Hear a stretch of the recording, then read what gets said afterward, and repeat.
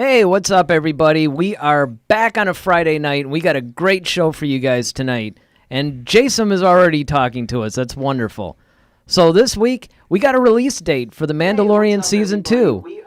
You might want to mute your thing. Yeah, thank you. We've got John Boyega is supporting J.J. Abrams in his little bit of battle with Star Wars. And, of course, first, we're going to talk about the importance of Anakin and Luke Skywalker's lightsaber, and we're doing it right now. You're listening to Head to Head, a Star Wars podcast. Two fans, two generations, all things Star Wars begins now. All right, hello, everybody. I'm Eric Fansel. And I'm Daryl Sanders. And we're your hosts for this show. So we're back in our normal studio, finally. Yes, we're home. We are home. Isn't that great? Yeah. I mean, it feels... I got to tell you guys, as much as I do like our on-location stuff, I mean, it's cool. Don't get me wrong. I like doing the stuff where, you're at your house, I'm at my house, and I think that that's cool. But at the same time, I do like being in our normal studio again. Yeah, it is. It is a comfort, definitely. Yeah, so I mean, hopefully you guys are ready for some good Star Wars discussion tonight because we got a lot of stuff to talk about. Yep. All right, so let's get right into it. All right.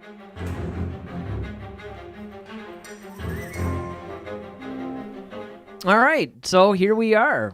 We're from a certain point of view, which is our main topic. For those of you guys who aren't used to watching us, this is where we talk about the main topic. So when you guys saw the title of this thing, this is what we're talking about. So what do we got? All right, man. So this week, I want to kind of talk about some of the reasons why the Anakin and Luke Skywalker, the original lightsaber was, because Luke did have two, but the original... You're talking about the blue one. The blue one. Yep. The reason why that lightsaber was so special. So, for those of you, who hopefully have seen the sequels, in The Force Awakens, we are reintroduced to the blue lightsaber and to the point where it's calling to Rey. And then, of course, Maz Kanata has it in her possession. Rey goes down to those little catacombs and she kind of finds the lightsaber. And then she touches it. And then she kind of has this thing that they're calling a force back. Not a flashback, but a force back. I know. I always thought that was so stupid. I know. So it just sounds so dumb to me. But yeah, it's like some weird football position. Exactly. Or just either that or it's just some, like they're obviously trying to call it something Star Wars related. Right. And not to mention the fact that's why they could say, technically there were no flashbacks in Star Wars. My goodness. They're force backs. Yeah, anyway. So here's the thing. So, we've learned things about lightsabers over time. One of the main things, of course, are the Kyber Crystals, and that's the main thing that kind of powers a lightsaber. Part of your Jedi training, of course, is finding your own Kyber Crystal because there's like a force connection to it, and then, it kind of calls to you, you go find it, and then you put it in your own lightsaber, you build your own, and then it kind of determines, because of your connection with the force, that determines its color. So when we're looking at Luke's or Anakin's original lightsaber, of course, that was built pretty much down in the prequel trilogy. But now when it's passed down to Luke and then subsequently it goes to Rey, we often kind of wonder, like, okay, when do lightsabers start having, I guess, personalities or memories or things like that? Like, how did this whole thing work? So one of the things that I kind of found was that, of course, your bond with the Force is kind of encased within this Kyber Crystal. Anakin being so powerful, being basically the child of the Force, his Kyber Crystal was actually kind of super enhanced in a way. That's why we're getting like a lot of different Force memories or things like that, things that are associated with that, because it's only, if you really think about it, the only people who really have wielded it were super powerful Force users, where we're talking about Anakin Skywalker, Luke Skywalker, who's the grandson of the Force, and then, of course, Rey Skywalker, who is pretty much the grandchild of Palpatine, who's another powerful Force user. So that's why this particular lightsaber kind of has a special connection to the Force, and that's why it kind of called out to Rey. Yeah, I mean, that makes sense, but this is one of the things where I think on one hand, it's kind of cool, but on the other hand, I think it's a little weird that, we're getting a lot of explanation. They're trying to explain things where I don't necessarily think that they really need to go this in depth. Well, I would normally say that if it wasn't for the whole lightsaber calling out to Rey thing. I mean, because where did that come from? Well, I mean, it could have been a simple thing to where, she touches it and she feels basically like force memories and things through that. I wouldn't necessarily think that it's the lightsaber calling out to her as much, even though I know what you're saying. It was kind of like she was hearing something. But you could say that's the Force calling out to her. Or that's because the Force actually chose her to be, Right. she's the one that's going to rise up to meet the dark, right? So Right. the Force is guiding her and doing all this stuff. Mm-hmm. To make it about the lightsaber, I don't know exactly how good of an idea that is. Well, I mean, it makes sense because the Kyber crystals are Force sensitive. I mean, they're kind of almost in their own kind of way sentient. And we know based upon the Sith, because their thing is filled with passion and anger and things, that's why it causes the crystals to bleed, which is why you get the crimson red color. So it stands to reason. And of course, the color of the lightsaber is dependent upon the values or the personality of whomever is doing. So green has I think green is kind of more like wisdom and valor or something like that. And then I think blue has its own meaning behind it, and yellow has its own meaning behind it. So it kind of stands to reason, or I can kind of understand why that would happen, especially if you really look at the lineage of the people who's held that particular lightsaber. Like I said, Anakin Skywalker being, conceived of the Force, that's got to be a powerful, strong connection to that Kyber crystal. Oh, yeah. Then, of course, it falls into the hands of Luke Skywalker as it's given to him by Obi-Wan. Once again, grandson of the Force. And then now Rey, who's another super powerful Force user because she's the granddaughter of Emperor Palpatine. Well, before we go on, we got some people chatting here. Ronaldo says, "Hi, guys." Hey, man. Ronaldo. Good to see you, man. He's been one of our longtime viewers, which is really good. And, of course, Jason, I got to say, he and I have been going back and forth a lot this week. He's watched a number of our videos and have left comments on them. And some really, really interesting stuff about, who could be Dooku. And we've been going back and forth on a lot of different things and different discussions. But he says, I would have loved if they revealed that Rey had psychometry. It would explain her Force back extremely well and give her a unique and interesting power. And again, I mean, these are the kinds of things that I'm saying that they could do if they just tried to explain things in ways other than trying to give even more power to a lot of these things. Now, don't get me wrong. I understand what you're saying, and it makes sense. Kyber crystals do have a certain sentience, which actually I don't think is a bad idea necessarily, but the idea that they could have such sentience that they're calling out to people, I just don't know if I can get behind that. I think that they're trying to get too deep and a little bit too much into that. I think it could backfire on them, basically.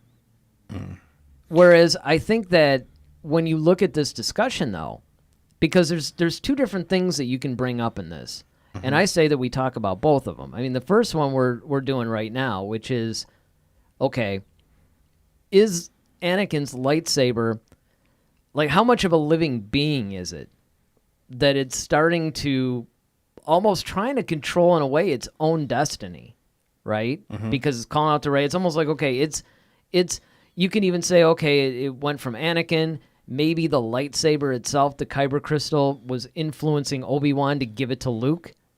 Maybe the Kyber crystal is, I can't believe I'm actually talking about this. The Kyber crystal is working, like the Force is working through the crystal. And yeah, I mean, well, even in, I'll read this.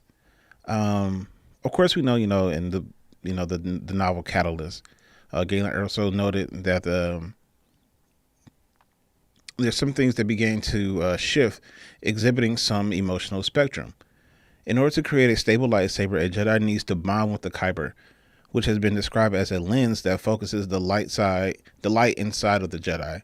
Thus, a Jedi is no mere weapon. A lightsaber is no mere weapon, but rather it's bonded to them through the Force. So, I get it. There's a science. I guess you can look at it from the lens of a science, and then there's the mystic abilities of it. Sure. And of course, Galen Erso used the science aspect of it, but he saw some things that he couldn't really necessarily explain because he doesn't have the mystic side. Whereas the Jedi, of course, they're using it for more of the mystic side of the Force. So if you're taking someone like Anakin Skywalker, who by far could have been like the most powerful Jedi of all time, and he's so rich and powerful in the Force because he just pretty much was born out of it. And then, it's passed down to his son, the grandson. So just that bond alone, I think that it's pretty cool. And I like the fact that, I understand now why so much you hear Obi-Wan saying, well, this is your life. Like it makes sense now. Like when you hear those lines, it's not just about it's a Jedi's weapon. Yes. Even when Luke, said it to Rey, like, you should treat a Jedi's weapon with more respect. Now you start to understand because it's like there's a true connection with this weapon. It becomes a part of you. And that's why you find things that are personal to you. Like doing some reading, you find different parts of your life that you use elements of to construct your lightsaber as far as the hilt. So if we see, Luke's not unfortunately, but Luke fortunately just kind of inherited his father's. We saw Obi-Wan take it at the end of Revenge of the Sith. I was like, all right, I'm going to keep this for later. But when you get to Return of the Jedi and Vader's holding Luke's new lightsaber, because of course he saw, hey, I remember I lopped his hand off. He was still holding thing. That was his lightsaber. So I'm sure he probably felt a way just looking at that. That probably brought back some memories for him too, to see his son wielding his lightsaber or his former one. And then now you have Luke building his new one. He's probably thinking like, you know what? It's just like Obi-Wan to do this.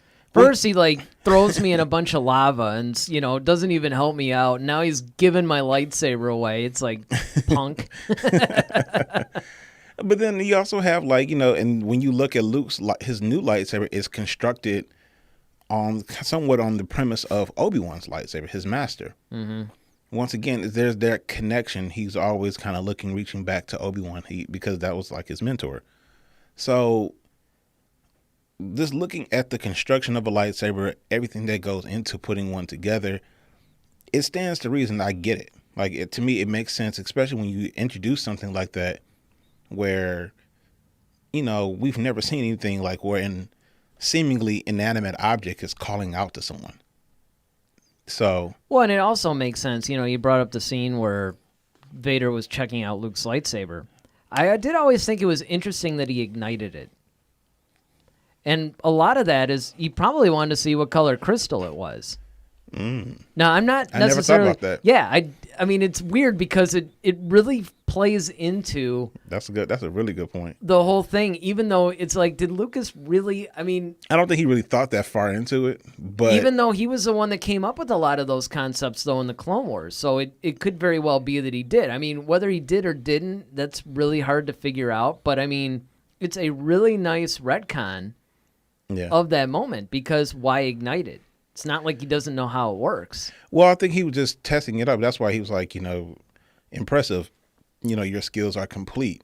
Indeed, you are powerful. It's because he knows that, okay, the first one you had, that was mine. That was a freebie. But this one really shows your power because you had to build your own now. And he knows Obi-Wan is gone. Mm-hmm. So, of course, he didn't know Yoda was still, barely hanging on. So... in his mind, he's thinking like, okay, the last we met, we had this exchange. I took your hand from you that was still attached to the lightsaber. That went, down that abyss. Like father, much. Like son. Yeah. And so then now, here you are, you stand before me again with a new lightsaber that you constructed yourself. Because it's not like you just go to a pawn shop and grab one of these things. I mean, like. Yeah, really. It's like, who taught you how to do this? That's what I'm saying. He's probably got to be wondering that. Like, and that's why dude. Vader had to say, like, indeed you are powerful, because, if you do it wrong, you could kill yourself just trying to assemble one of those things. All right, let's go to the chats for a sec here. Jason, of course, is saying, Kyber Crystals are sentient and can connect with and influence their users. Could the Darksaber be more than just a symbol and influence its users to be more like a Mandalorian leader? That's a good question because, we don't really comparatively know that much about the Darksaber. I mean, we know a little bit about it. We know that the first Mandalorian Jedi ever, Yep. As far as I know, the only one. Yeah. He basically built it and wielded the thing. And then, of course, when, I think he was killed or something, then the Jedi Council basically kept it. Yeah. But we really don't know a whole lot about it. We don't understand really how it differs in power from a traditional lightsaber. Yeah. I mean, I think that's what we're going to find out in The Mandalorian. Well, I would definitely think that in Season 2, we're going to find out a little bit more about the origins of the Darksaber and where it comes from. Now, Ronaldo is saying, did anyone else feel Rey repairing Anakin Luke's lightsaber in Episode 9 instead of doing something else with it was kind of lazy writing? No, actually, I think that was cool because, once again, it kind of showed it showed some things about Rey. And if you really kind of follow the little subtle things in Rise of Skywalker, her whole thing was pretty much trying to heal a lot of different things. She healed that serpent. She healed Kylo using the light side of the Force. She healed the crystal that was actually broken. She once again healed and fashioned it back together. So I think that kind of shows something. I think that was just kind of little different allegories to kind of show, like, okay, what Rey's special gifts are. Well, actually, there's canon support for this because I don't remember what book or what source material it was, but somewhere, and I just read about it very recently, is that her fixing that lightsaber and repairing it and repairing the crystal was actually, and using the Jedi text and all that, that was how she learned how to use the Force heal power. Yeah.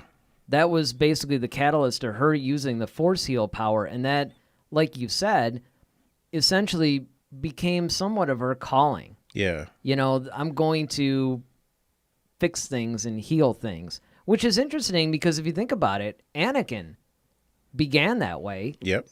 He liked to build things. He liked to repair things. Then he found out he really liked to destroy things. And he went on a different path. And we know that Rey could have gone down a dark path. True.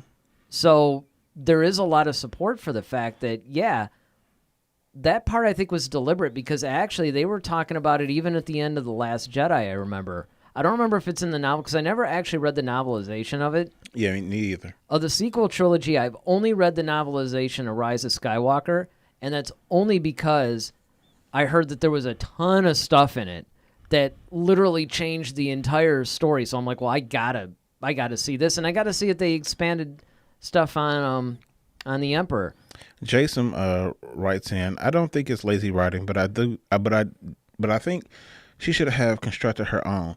At least made her own by the end of the movie, which she did. She did. Yeah. I mean, that's why we got the... She basically did. In fact, when she did construct that lightsaber, I was like, that is one of the coolest lightsabers. I mean, when it ignited, especially in the theater, and you heard that hum, that just low, it just sounded powerful. Not only that, but just it had a different kind of switch, too. Yeah. So it didn't have like a typical like switch that you would have on the side. Hers kind of had like a flick thing at the top. It was sweet, man. Yeah, it was sweet. And it was actually, once again, it was constructed from her stab, pieces of her stab, which was very, very symbolic and special to her because that's what she's carried her whole duration as far as we've come to know her.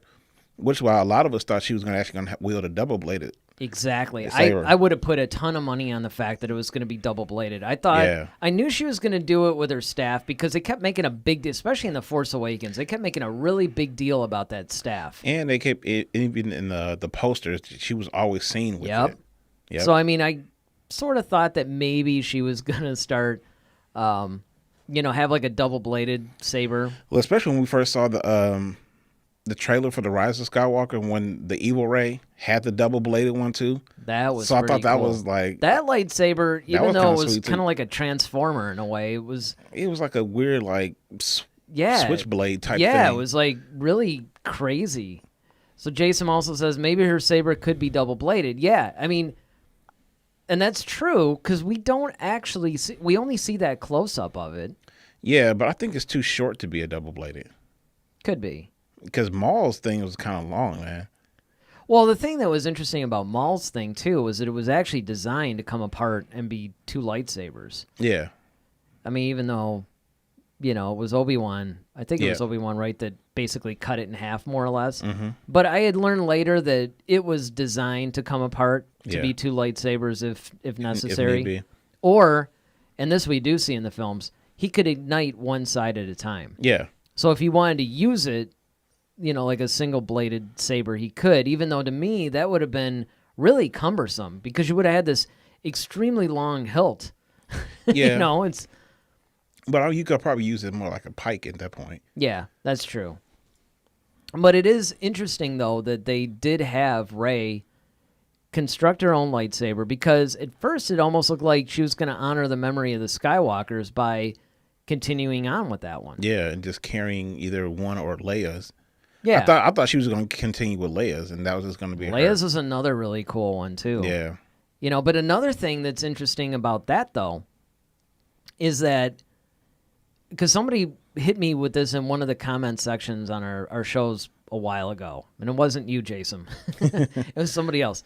But somebody had said to me, well, that wouldn't really count because as a Jedi, in order to complete the training, you need to build your own. Mm-hmm. Now, what's interesting about that to me is her repairing Anakin's lightsaber when it was shattered. Yeah. To me, that's more impressive than building a lightsaber from scratch. Maybe it's just me.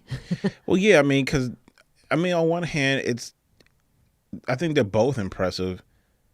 I think it's just from different point of views, honestly, because on one hand... Well, this is the segment for that. I know, right? Well, yeah, it's one of those things where, on one hand, you're repairing something that's broken, mm-hmm.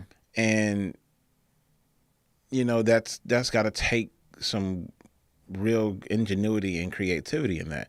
But then, but to build one, especially if you've never seen one built before, and you've never really, like I said, this is one of those textbooks, which I'm sure it probably was. Yeah, that's. But then you gotta go find all the parts to make that happen. Sure. You gotta go. She's a scavenger, so that's probably not too difficult for her. But yeah, I would think it would actually be easier for her to do it than when Luke did it. Oh yeah. That's why I really wish that they had kept that in Return of the Jedi, where they had the deleted scene where when he built the lightsaber. He was in the cave and he was still tinkering with it. Yeah, that would have been great. Yeah.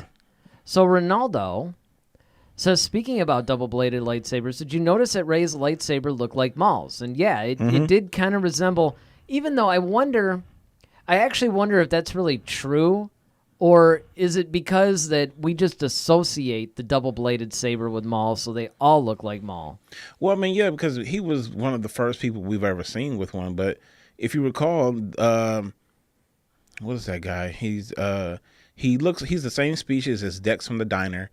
I think it's Krul or Krell or something like that. But he was the one who kind of defected from the Jedi Order.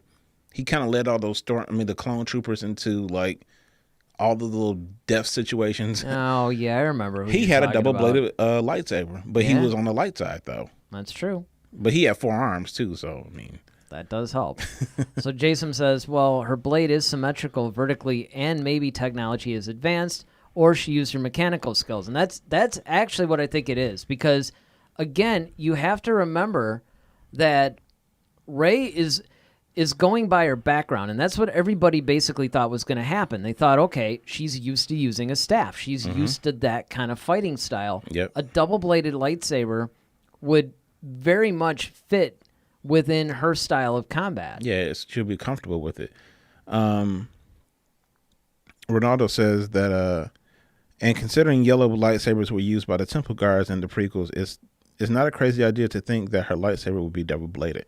Absolutely. Well, and there's another cool little factor of that, too, and that's when we go into what do the colors really mean in the lightsabers, right? Mm-hmm. Like yellow, I think, was that the Sentinels? Yeah, those like the Temple Guards, Sentinels, and they were like... So, and basically when you read it, it's been a while since I've read this, but when you actually read all the significance behind the colors, and you read what a yellow lightsaber signifies, it basically fit right to a T. I don't think that was an accident. And consider the fact that the co-writer of Episode 9 was very deep into the canon.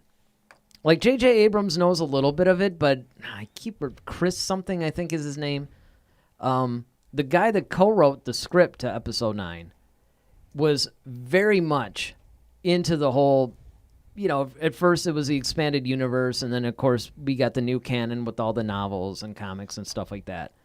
So, Jason sends Pong Krell. That's the guy's name. That's his name, yep. Yeah, that's the guy's name. We got a new chatter. Armimer says Pong Krell has 2 of those double-bladed lightsabers, each side with different colors. Mm-hmm. That's interesting. What colors are they? It's been a minute. His was blue and green, I believe. Was it? Yeah. Yeah, well, because that's the thing that I always found really, really fascinating about this stuff is the colors and what they mean. And it's really interesting that a lot of the writers, particularly of the expanded universe, and I mean, even the current one, I'm not just talking about Legends. I mean, the current new canon books, comics, TV series, anything, they pretty much adhere to that. And I think it's actually really cool that they factor these things in. So I don't think it was accidental or just like careless writing or anything that Rey has a yellow lightsaber. I think that was deliberate. Well, let's see. Here's something I found. If the lightsaber was blue, the user was very talented in lightsaber combat. These users also tend to be more aggressive than the green lightsaber wielders. Anakin Skywalker and Obi-Wan Kenobi all wielded blue lightsabers. Purple. If the blade of the lightsaber was purple, the user... It means that the user requested from George Lucas, I want a purple lightsaber. Right. But what does it say?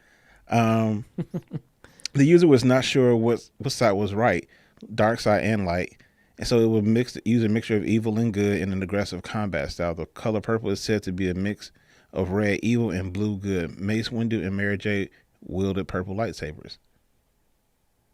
Of course, we know like the red ones. Yeah, I think the red ones pretty much don't need too much of an explanation on that one. Yellow. Yellow. Yep. Users with yellow lightsabers are more like Jedi assassins as they hunt down dark side users. Plo Koon wielded a yellow lightsaber. And then there's, this would be interesting, a bronze one. Yeah, there's actually all kinds of... It's funny, when you read all the lightsaber colors, you're like, really? There's like a white one, there's a bronze one. Yeah. There's all kinds of them. Bronze is not as strong in the Force, but rather strong in other places, such as their physical abilities. Lobaka was the only person known to wield this saber. I can see that. Well, and the thing that's funny about that whole thing, too, is the fact that the lightsaber colors started becoming almost like kryptonite. Where you have like every color of the rainbow. And it seems like as time goes on, they're constantly inventing new colors. It's hilarious. Now, here's one. And this goes back to the question that was asked. The black saber or the dark saber is possibly the rarest lightsabers in the universe. The black saber had multiple users at different times, and most of its users tend to be self-obsessed and reach notorious ranks. Darth Maul and Pre Vizsla as an example. All right. Well, I mean, and that makes sense because... And it goes back into the discussion that we were talking about with the Kyber Crystal and how sentient are they? Right. And that's what I'm saying. They can sense like kind of like your energy and your... It's like that's why you get that connection because it's reading you and you're kind of putting your energy into it. So Sure, and that part of it makes sense. My whole problem with it is just I don't want them to go too far with it. See, I can hang with the fact there was a lot of Star Wars fans that hated it when they announced that, you know, the lightsaber color is determined by the wielder, and it's kind of like it bonds with them, and then it kind of gets the vibe off of them, and that's how it determines what color it is. Mm-hmm. Even though I really thought it was cool that the Sith crystals, you know, they made the Kyber crystal bleed, and then it becomes red, and you know, that part I thought was cool too. I actually thought that was great because yeah, me too. You know, it would have been okay if they had just said, "Hey, if you happen to find a green crystal, cool." You know, I mean, when you're going out, you're mining for Kyber crystals, and it's like, well, look, here's an orange one. I guess I have an orange lightsaber now. Mm-hmm. I did think it was somewhat cool storytelling to go now, and it makes sense. I can hang with the fact that it's like, okay, through the Force, you know, I'm bonding with this crystal. There's a little bit of sentience to it. It can sense what kind of a person I am. Mm-hmm. What's interesting is, and this is a big discussion among the fan base too. Well, it's like, well, is it kind of looking into the future and determining what kind of person you're going to be? Because what if you're more of a blue lightsaber guy now, but 20 years from now, you're more of a yellow? Well, I think it's just based upon it at the time of you finding it. Because, and bonding with it. Yeah, and bonding with everything. it at that time, yeah. So that part's cool. But see, if it starts getting into the whole, okay, now this thing's calling out to me, and pretty soon it's going to be my friend, and we're going to have in-depth conversations, and maybe it's going to start teaching me about the Force, that's when it's going to start to lose me. Yeah, I mean, to that point, yeah, I agree. But I think that that's what I like the fact that it's connected to you, it's personal, and I understand like why, you know, why they say, you know, this is your life, don't lose your lightsaber, because it's truly an extension of yourself, you know. And I would kind of liken it to like a bass in your case, like, you know, a custom made bass that you personally pick the strings for, the wood, the color, everything, like you. Right, because then I'm going to be doing it to my playing style and everything else. And it's going to be, it doesn't mean that I can't play any bass. It just means that this one is made specifically for what I like to do. Yep, it might be lighter because you run around on stage a lot. So, you know what I mean? So I think I like the fact that they actually have that kind of connection with it. And it's unique to you. You know, it's kind of like it's your own design in a way. But see, the other side of this conversation, though, that we haven't really touched on too much, and I honestly think that anybody that's clicking on this might be more what they were looking for from this, is the importance of the lightsaber to the whole storyline. Mm-hmm. Because if you think about it, beyond the fact that, yes, there's definitely this bond, there's definitely all this stuff, what about the fact that this one lightsaber is such a focal point in the saga?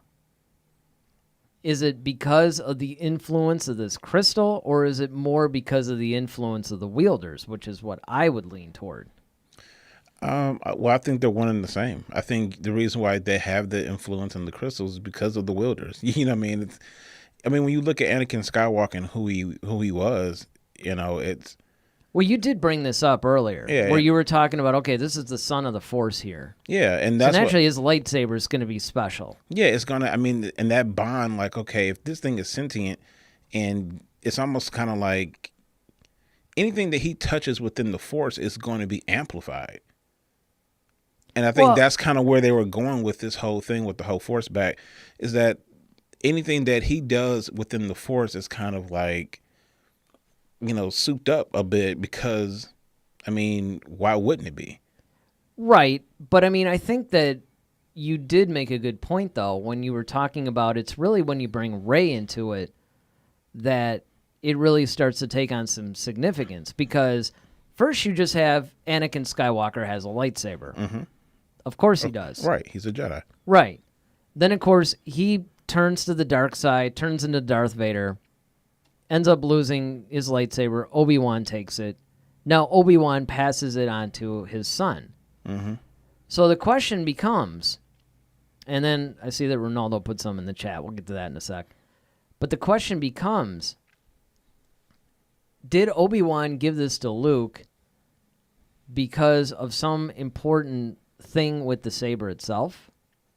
Or is it more just because of the fact that it was his father's and maybe he's going to right the wrongs, and it's kind of like symbolically moving on to him because it is a light side lightsaber? Well, yeah, I think it's more so like when he picked up that lightsaber on Mustafar, I'm glad they actually included that part in there because they couldn't. I mean, they didn't have to, but I'm glad that they did. Yeah, me too, because once again, I think that's one of those, it's a small detail, but it's like, okay, well, how did, because, when we see it in A New Hope, he just has it. It's like, well, how did you even get it in the first place? Right. Actually, that was one of the big mysteries of A New Hope is everybody, this is, especially when you find out in Empire Strikes Back that Vader is his father, it's like, well, how'd you get the lightsaber then? Because when you just watch A New Hope, you're left with the impression that Darth Vader killed Anakin Skywalker. Yep. And this is just a memento that Obi-Wan was either given by Anakin or he found or whatever. So takes on a little bit of a different turn, though, when you actually factor in all the information. You're like, whoa. All right, now I really want to know how you got this thing. And if you really look at Vader's saber as Darth Vader, it looks a lot like his original. Yeah, it does. I mean, with certain little nuances to it, but it's pretty much there's improvements. But. Yeah, but I mean, it's pretty much the same. But I think when Obi-Wan when he picked up the saber from Anakin, he already knew Padme, was pregnant. He already knew that she was, carrying a child. So I think he probably just kept it anyway because, one, it's kind of like, one, that's a memento of his best friend. That's like a brother to him.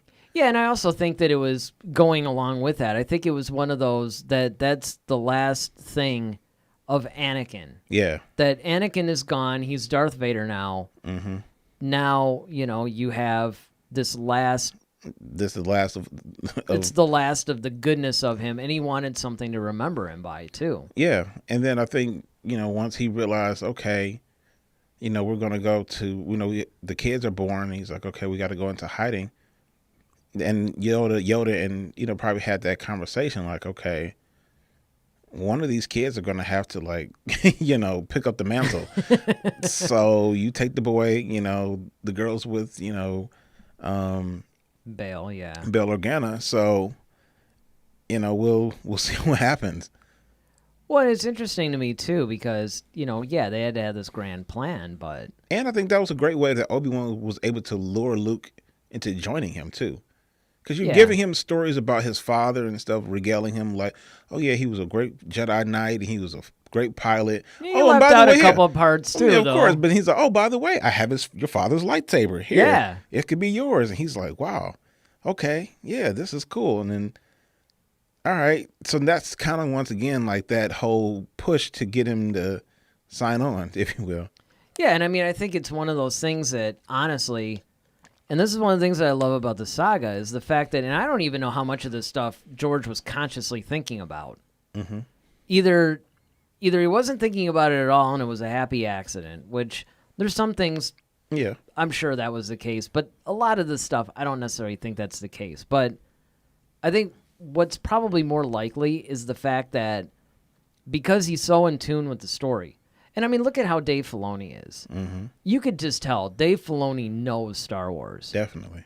And you're sitting there thinking like, man, this guy really gets it. Like he understands. He doesn't just know the details, like an encyclopedic knowledge of it. He really knows like the emotion and the everything that goes with it. Sure. So how much more Lucas then, being the creator of this thing, how much more is he going to know? And I think what happens is a lot of these things that people are like, okay, this is pretty convenient. Oh, it really worked out like this in your favor. You're really lucky. No, he's not lucky. He just knows the story so well that he doesn't have to consciously think about this stuff. True. Ronaldo says, wasn't there a guy in the EU that had like 10 lightsabers in his armor? Need to see that in the movie. Yeah, there was, and I'm trying to remember. I'm sure somebody else maybe... Sounds like Grievous. Grievous had like a gang well, Grievous, but that's it though. Grievous was actually based on an EU character. Remember how, I've always said that a lot of times Lucas would cherry pick from the EU stuff. Sometimes he would take stuff directly, like in the case of a Quinlan Voss or something like that. But then there's other times where what he would do is he would take a concept that began in the EU and he would do it a little bit differently. So it wouldn't be, okay, I'm taking this character from the EU and putting him into this movie. All right. It's more like I'm putting the concept, and that was where Grievous comes in. It was based on that guy, which, of course, I don't. It's been a minute. I mean, it would be interesting in some ways to go back to the EU and read some of those stories, because I would say of all the EU books that were released, I probably got through maybe like 65%, maybe 70%, but no more than that. Mm-hmm. I read a lot of them, and I read a lot of the really big ones or the key ones, but it wasn't like I read every EU book. And there was a point where they started out to where it was manageable. Like they're releasing them every couple of months and you can keep up with it.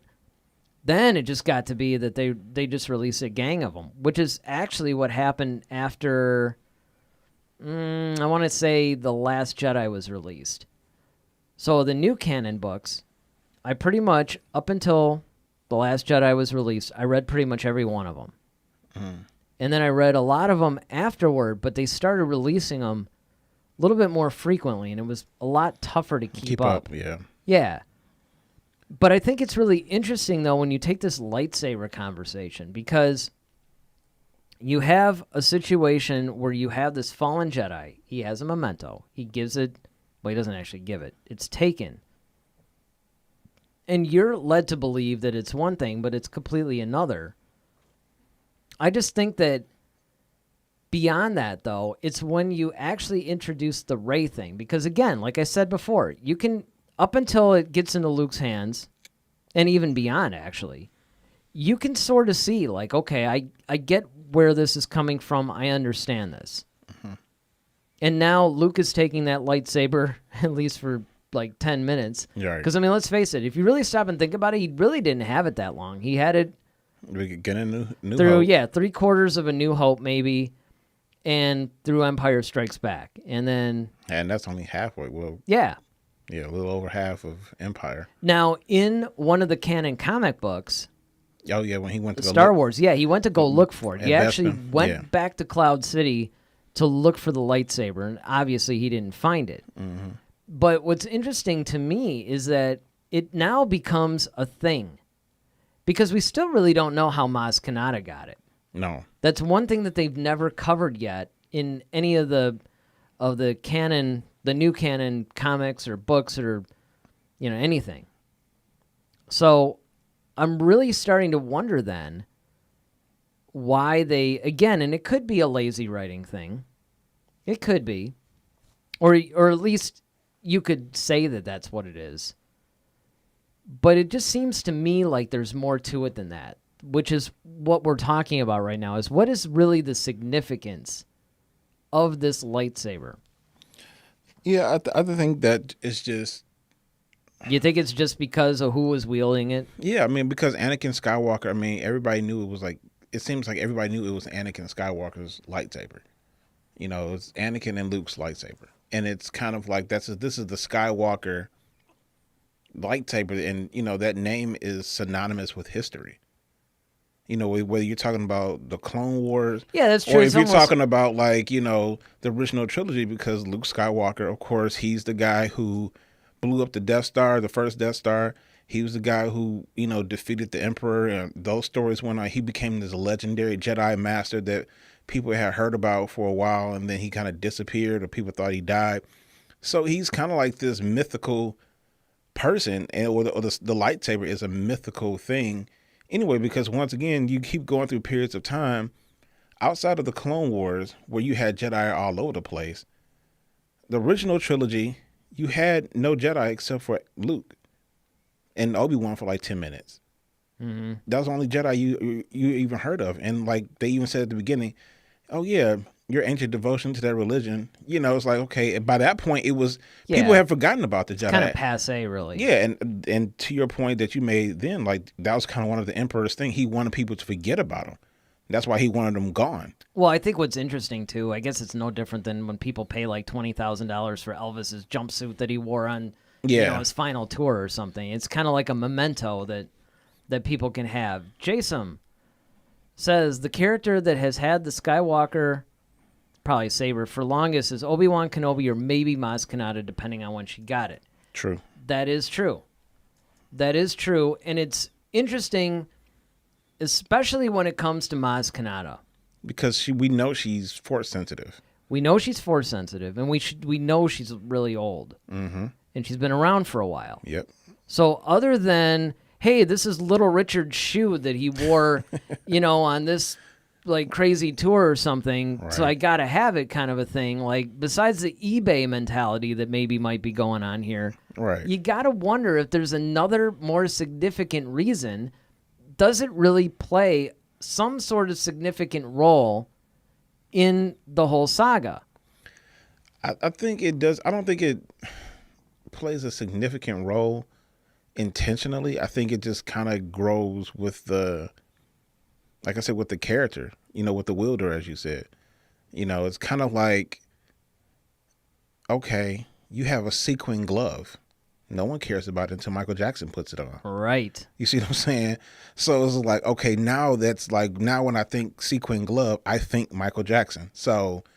Well, that could be too. And actually, that's another really good point, that maybe now it's not just lightsabers or Jedi weapon, but it's a Skywalker thing, Yeah, it's like, okay, people think about, and like I said, they're so rare because once again, you get to a point where after Luke Skywalker, after the events of Return of the Jedi, and maybe a little bit after that, when he started trying to train again, well, train, not again, but train, new students, and then he eventually isolates himself. Once again, you have no more Jedi running around. Well, that's what's really interesting to me, too, is the fact that you have this really kind of spotty history. I mean, if you go from, say, after the Clone Wars, it's kind of like the Jedi they sort of start and stop. You don't have too many of them around. No. Which, of course, as we all know, that's legendary on this show. Why I have such a problem with Rise of Skywalker? Because everybody suddenly knows who the Sith are, even though there was only like 2 of them at a time, and they were secretive most of the time. Well, my biggest issue, honestly, was with Rey in the Force Awakens, because, okay, I could get the fact that, okay, you have this power is awakening in you, and, okay, you might accidentally, stick your hand out and just try to concentrate on something, and then the lightsaber flies to your hand. Mm-hmm. I can hang with that. What I can't hang it with is like, okay, you're breaking out Force mind tricks on stormtroopers. Yeah. That's an advanced level. You had no training yet. You've never run into Leia yet. You haven't sat down with Luke yet. Right. Like, how are you just all of a sudden pulling this stuff out? Exactly. And my biggest issue with it... How do you even know that even existed? Right. Because, first of all, you're spending half the movie going, wait, Luke Skywalker, all that was real? And then, of course, Han Solo has to say, yeah, the Force, Jedi, all those guys. Mm-hmm. They're totally real. It was completely real. Okay, fine. Maybe you heard some of this in some sort of mythology or something. And it's possible that maybe as a mythological thing, she may have read about some of the powers of the Jedi. Mm-hmm.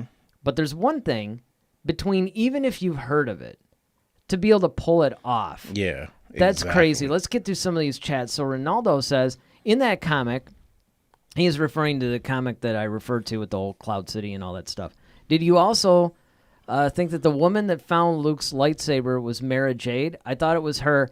Yeah, and I've been wondering about that too, where it seems like there's been a lot of talk, I guess is probably the best way to put it. There's been a lot of talk about Mara Jade maybe coming back. Like, they might canonize her. Mm-hmm.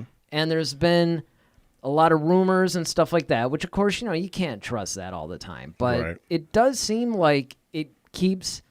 surfacing. Yeah, like there's just something bubbling in Lucasfilm about that. So it makes me wonder about that. So Jason says, I think the Skywalker saber is important for the legend of the Skywalkers, which is good. That's what we've been saying. Both in and out of universe, the Skywalker saber is a legendary weapon. However, I don't think it's more powerful than the others. Yeah, we're not saying it's more powerful because the lightsaber is just, at the end of the day, it's still a lightsaber. But I think it depends on who's wielding it. Yeah, it's just the connection to it, though. I think that's really the thing, is because for the fact that it called out to Rey, and then the fact that Maz could even sense it, because she's like, it's calling to you. She's aware, and she's like, it's yours, and she's, even, there's always that, all right, who's the girl? Oh, that's a story for another day. You know what I'm saying? Like all these different things, like Maz is very aware of the connection between Rey and this lightsaber for whatever the reason is. Well, that's the big mystery.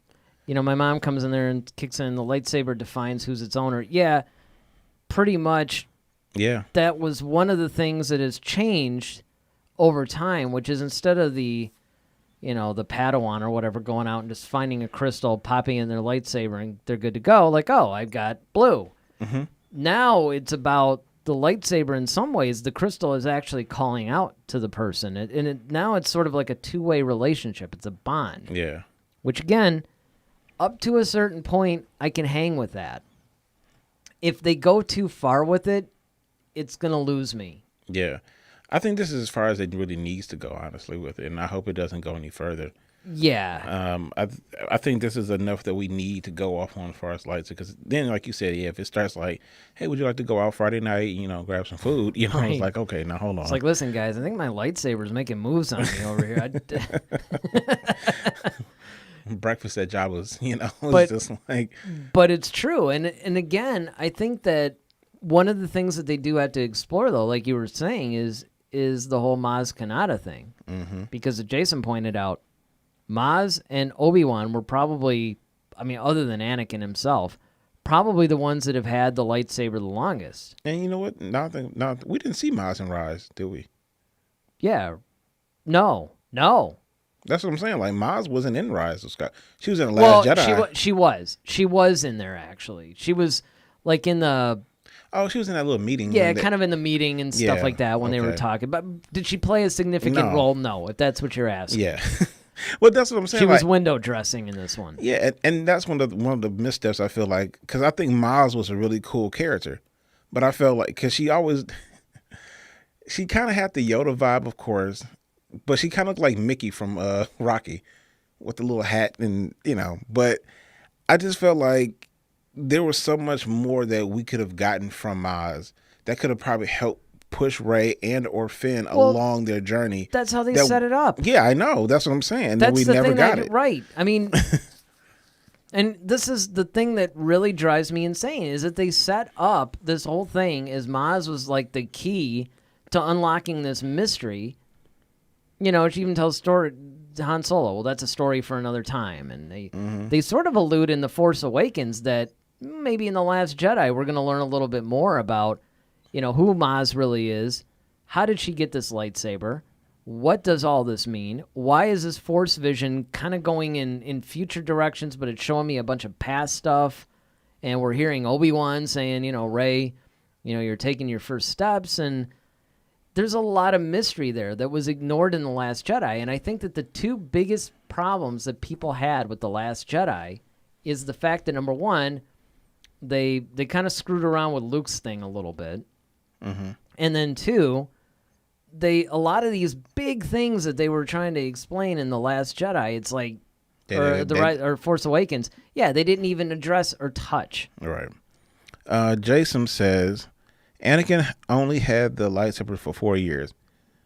It broke in the Battle of Geonosis, and he lost it to Obi-Wan on Mustafar. He also says, actually, I think the Clone Wars were only 3, not 4.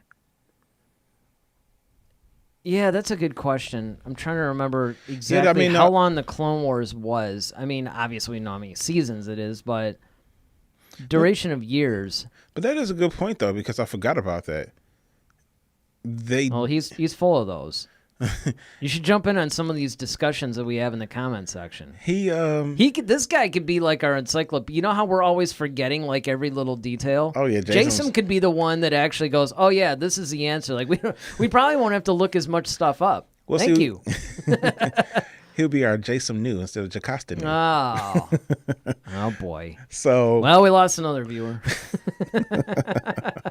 He's even got a good, cool logo, man. It's sweet. Mm-hmm. But yeah, I think that because if you remember, like in Attack of the Clones, he had a borrowed lightsaber because his was taken from him by Dooku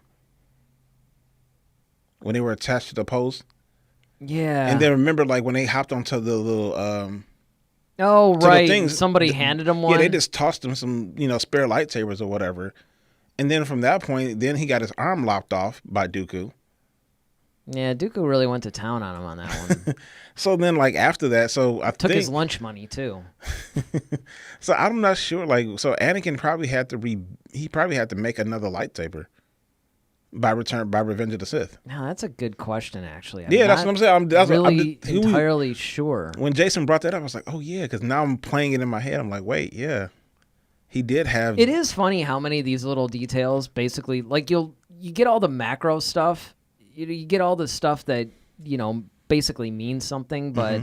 But then there's a lot of these little details, though, that actually seemingly are trivial, but really do affect the entire saga. Yeah. And that's one of the reasons why we were discussing this, because when you really stop and think about it, this stupid little lightsaber actually factors in quite heavily to the entire saga. It does. And it becomes this important thing. And then even when you're, you're reading some of the canon books and all the other stuff, and, a lot of the other materials, even the games and everything, it's like this lightsaber keeps popping up.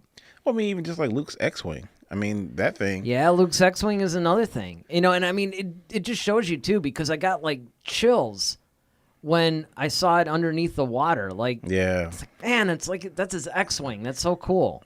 But the fact that thing still works and could power, it's been submerged under the water for how long? All the instrument stuff works. I mean...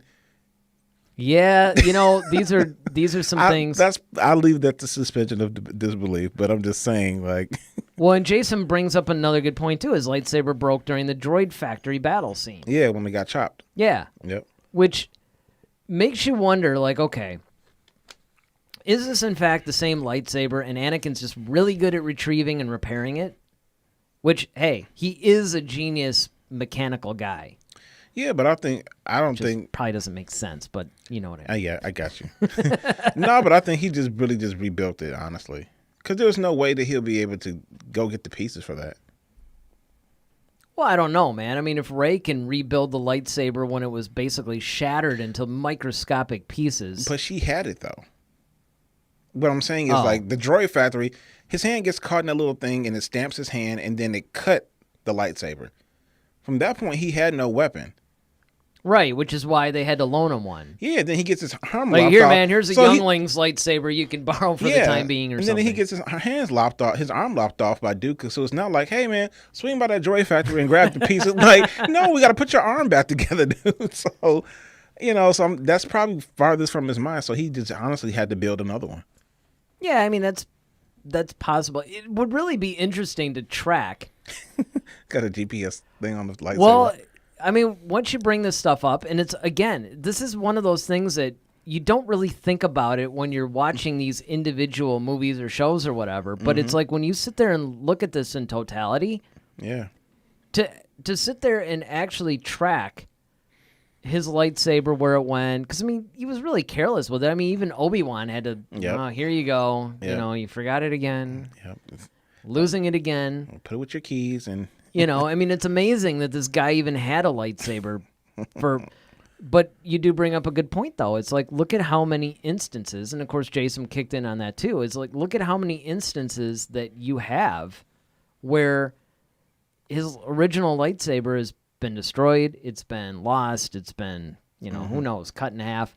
It would be interesting to track and see which times did he actually repair the original one, or which times did he just have to rebuild a new one? Because, he must have, if that's the case, he must be really good at building lightsabers. He made some spares and got some extra one in the house or something. They might have done that. You know what? While you're doing this trial thing, why don't you take a little bit of extra time and get yourself maybe like 4 or 5 more crystals.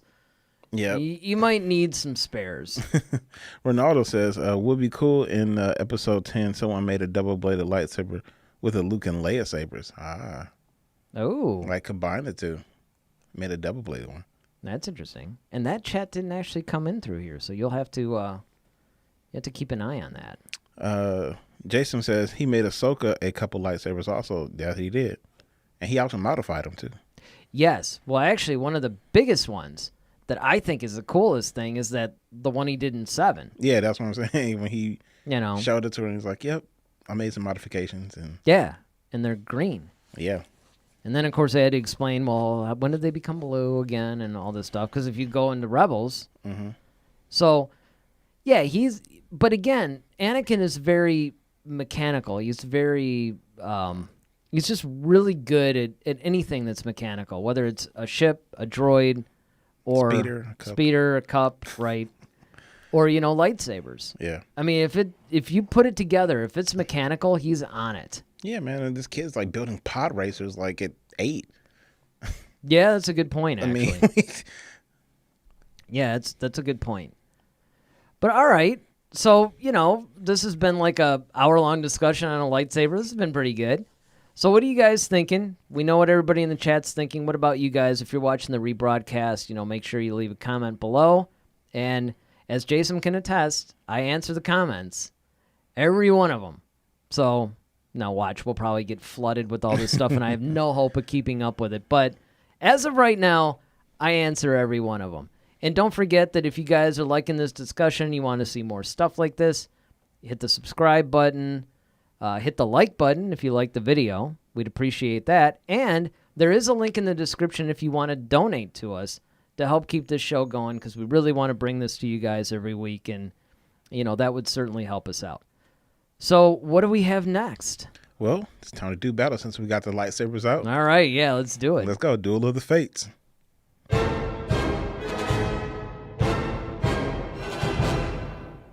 Okay. All right. So this week, I want to know who will win in the duel between the Grand Inquisitor and Savage Opress. I can tell you right now, Jason's going to be all over this one, probably. I'm waiting to hear for it. This is kind of tough because, again, we don't have a whole lot that we can really go on. And this actually goes into the conversation I've been having with them, honestly, all week, is that, it came up with a who would win against Dooku thing. Mm-hmm. And then it was kind of like, okay, here's a bunch of percentages of people that would beat him. And where we sort of had disagreed at first was the Vader thing. Because he had it down to Vader would lose to Dooku, or Vader would win maybe 60 to 70% of the time. And I'm like, absolutely not. Vader wins probably 100% of the time.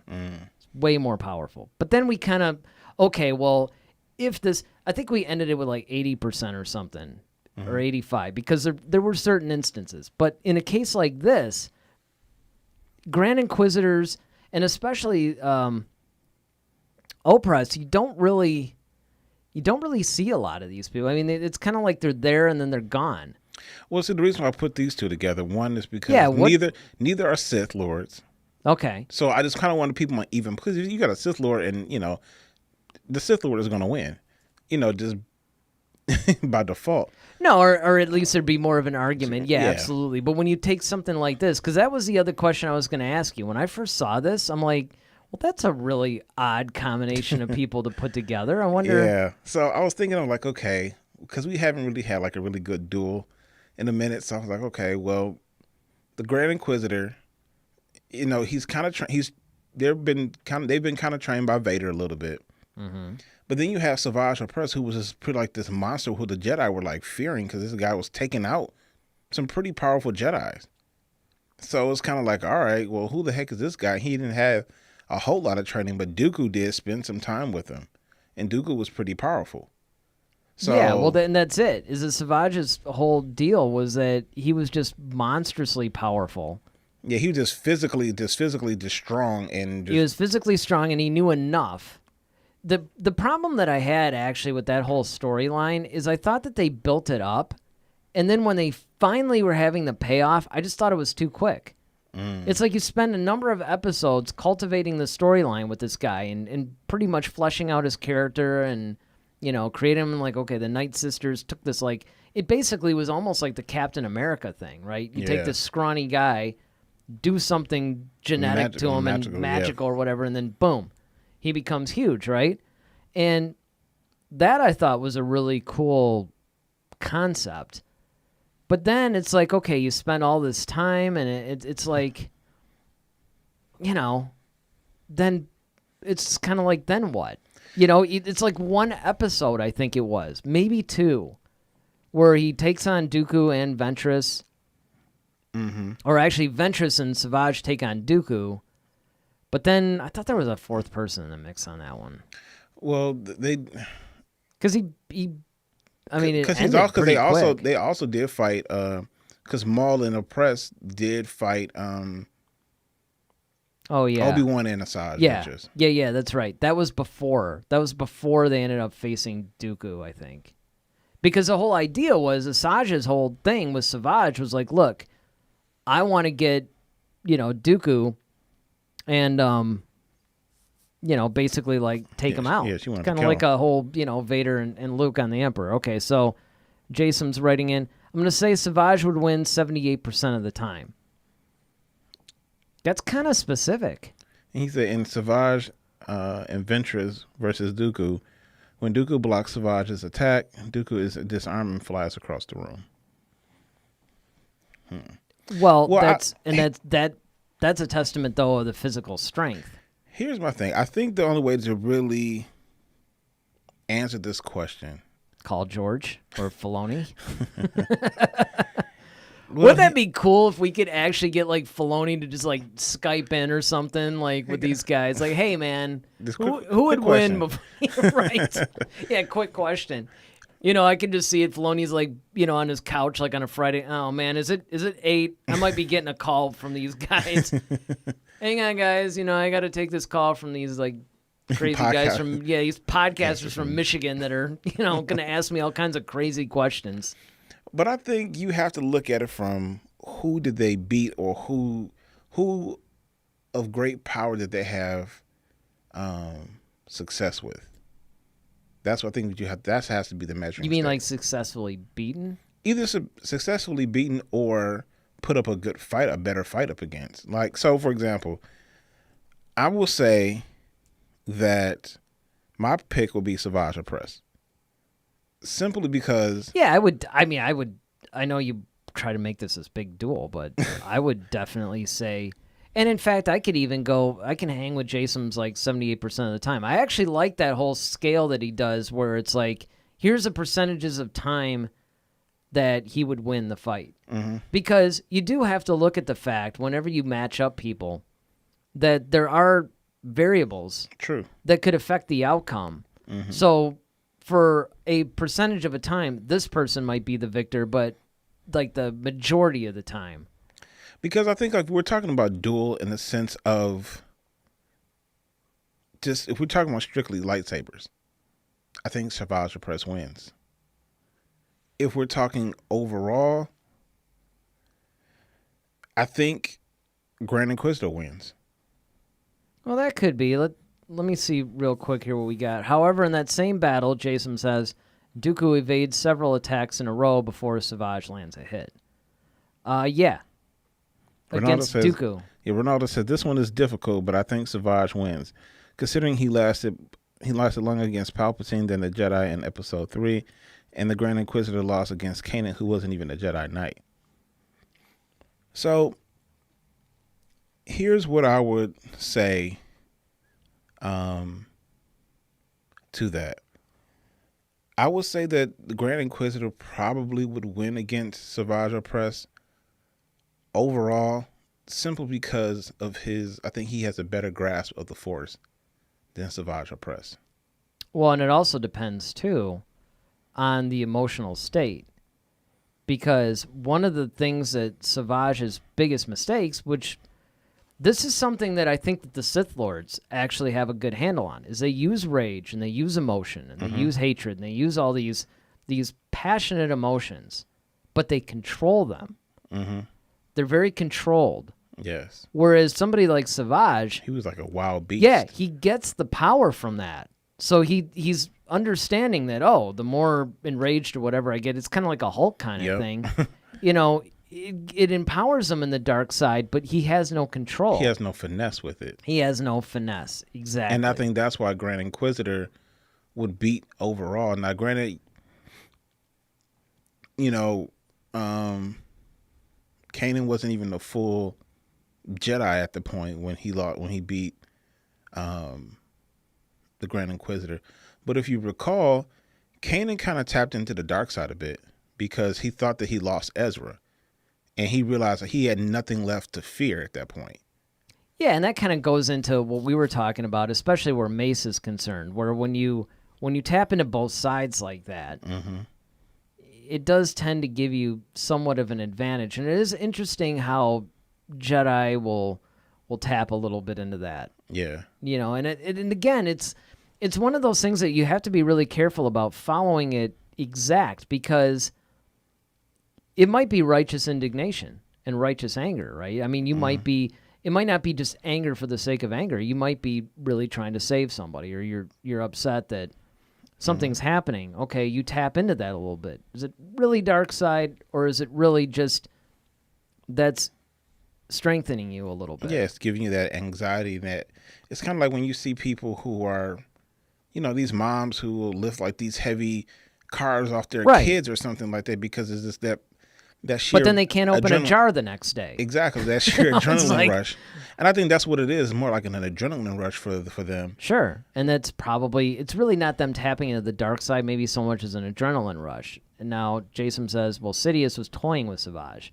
Oh, definitely. Well, Sidious toys with everybody. Yeah. He was toying with Yoda. And then he says the Grand Inquisitor might use the Force more smoothly and more frequently, but I think Savage has more power. When Dooku was training him, he lifted 2 giant stones. But I also have to look at it from the standpoint of the Inquisitors were still trained by Vader. Yeah. Yeah, I mean, and again, this is one of the reasons why I like the percentage thing, because if and it's really difficult. I think actually the percentage thing might be a good thing to adopt, because when we would just sit there and say, okay, particularly who would win or who's more powerful, that kind of thing, it's tough to say, because there are situations where you could see it going the other way. So if you say that Savage is more powerful or that he would win, there are times where that might not necessarily be true. Because as you point out, the Grand Inquisitor has more training, more combat experience. Because remember what Savage was before he was, affected by the magic. Yeah. Just some little wimpy, Yeah, he could barely. And actually, his brother was the one. His brother was the one. Yeah. So this isn't some, like skill or whatever. This is kind of like Hulk rage or whatever. Yeah, it's just like I almost said Hulkamania. I know. I was like, wait, no, wrong Hulk, but what you gonna do, brother?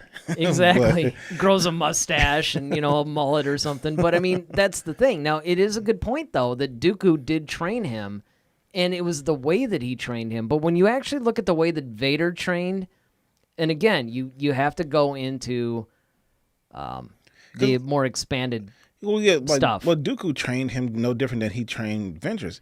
He did it through electrocuting him all the time. Sure, like pain, humiliation, that kind of thing. And Vader did the same thing, but there was more to it than that. Yeah, it was more like skilled, and it was more teaching, almost like Palpatine. Like I said, Palpatine taught Vader too, but it was more. But I will say this, that not every Inquisitor, I think, would be able to stand up against Savage. Oh, no. That's why I said the Grand one. The Grand one, I can hang with that, because if you kind of look at the fighting style, if you look at everything, but again, it's sort of like, at what point does skill trump just raw power? And that's where I think you got to go with the percentage on this. Jason comes up with a good point. He says, trained by Vader does not equal as powerful as Vader. Maybe as brutal as Vader. Dooku might be a better teacher than Vader, even though he isn't as powerful as Vader. Vader taught them more brutality. Glad we're not doing a drinking game with the word Vader. He'd be smashed. But he did. He brought up an excellent point, that just because, this is almost the whole thing with Yoda, right? Just because you were trained by Yoda doesn't mean you're as powerful as him. No, but I think I think the better thing would be, like we always say about athletes, like just because you were a great athlete doesn't make you a great coach. And right. I think that's where he's really going with it. Because Yoda he's a phenomenal teacher, but I mean, there's this, like you always say about capacity, like, okay, Yoda just has a greater capacity of the Force than maybe somebody else. So it's like Well, you and can never really equate that. And plus, you can't live as long as him, so you don't have that time to. You can't consume as much as him because you can't live to be 900 years But old. here's something to consider too. This is another good point. You and I both teaching understand this, is that everybody's different. So True. the thing is that what might work with one kid might not work with another. So if you have a teaching style, you have to be able to alter that to fit that person. Now, that depends on, maybe with Savage, Dooku's style was a little bit better than his style applied to Ventress. Because Savage was pretty loyal there for like 5 minutes. And I mean Ventress was too, but there was definite like push and pull there, I mean, Well, I think when you look at when you compare, let's say even Savage to Ventress to me would be the better. Like if we did this between Ventress and Oppress, Ventress hands down, simply because I think Ventress is more skilled. well, she's kind of like on another level. She's skilled, but like you can see a lot of the finesse that Dooku had. Oh yeah. The calmness. She controlled her rage, like you said. She was more skilled in the Force. Like she had way more control. And like I said, she's going up against like granted, Oppress did go up against Obi-Wan too, and and Asajj, but he also had the help of Maul too. So Yeah, the thing that's funny about Obi-Wan though is like, he really is like a great, powerful Jedi, but in the movies especially, man, he tends to get beaten pretty quickly and taken out pretty easily. So Ronaldo says that Jason has a great point, which, usually does. Yeah. And then Jason comes back with, Vader taught them a very brutal mentality, but Dooku taught Savage to overcome his specific weaknesses, overswinging, sequel syndrome, and he taught him brutality. So again, that's where the differences come in, whereas for Savage, Dooku's style of teaching might have been even better than Dooku's teaching applied to Ventress. Because if you look at Dooku, any instances that we see of him teaching, he doesn't really alter his style very much. He teaches everybody the same way. Yeah. In fact, you might even be able to make the argument that we do see instances where Yoda approached students differently. Oh, yeah, definitely. But we don't really see that with a lot of the other teachers. They just kind of have that, this is sort of my template for teaching people, and if you get it, great. If you don't, well, sorry. Well, I mean, that's kind of what we've often talked about, even with on the light side, where we said Anakin, we feel like, okay, Qui-Gon probably would have been a better teacher for Anakin, because their personalities and their views on things are more aligned than Obi-Wan. Obi-Wan's by the book. He's to the letter, where Qui-Gon is more like, more like guidelines, Well, and Qui-Gon, his teaching style, I think is a little bit better than Obi-Wan's as well for Anakin. There could be people that it might work better for him, which is interesting because I often think about this. If you go back to the first episode of the Clone Wars, initially it was thought, although we found out that Yoda had different plans all along, but it was thought that Ahsoka was going to be Obi-Wan's Padawan. And then instead it was Anakin. So it makes you wonder what Ahsoka would have been like had she trained under Obi-Wan instead of Anakin.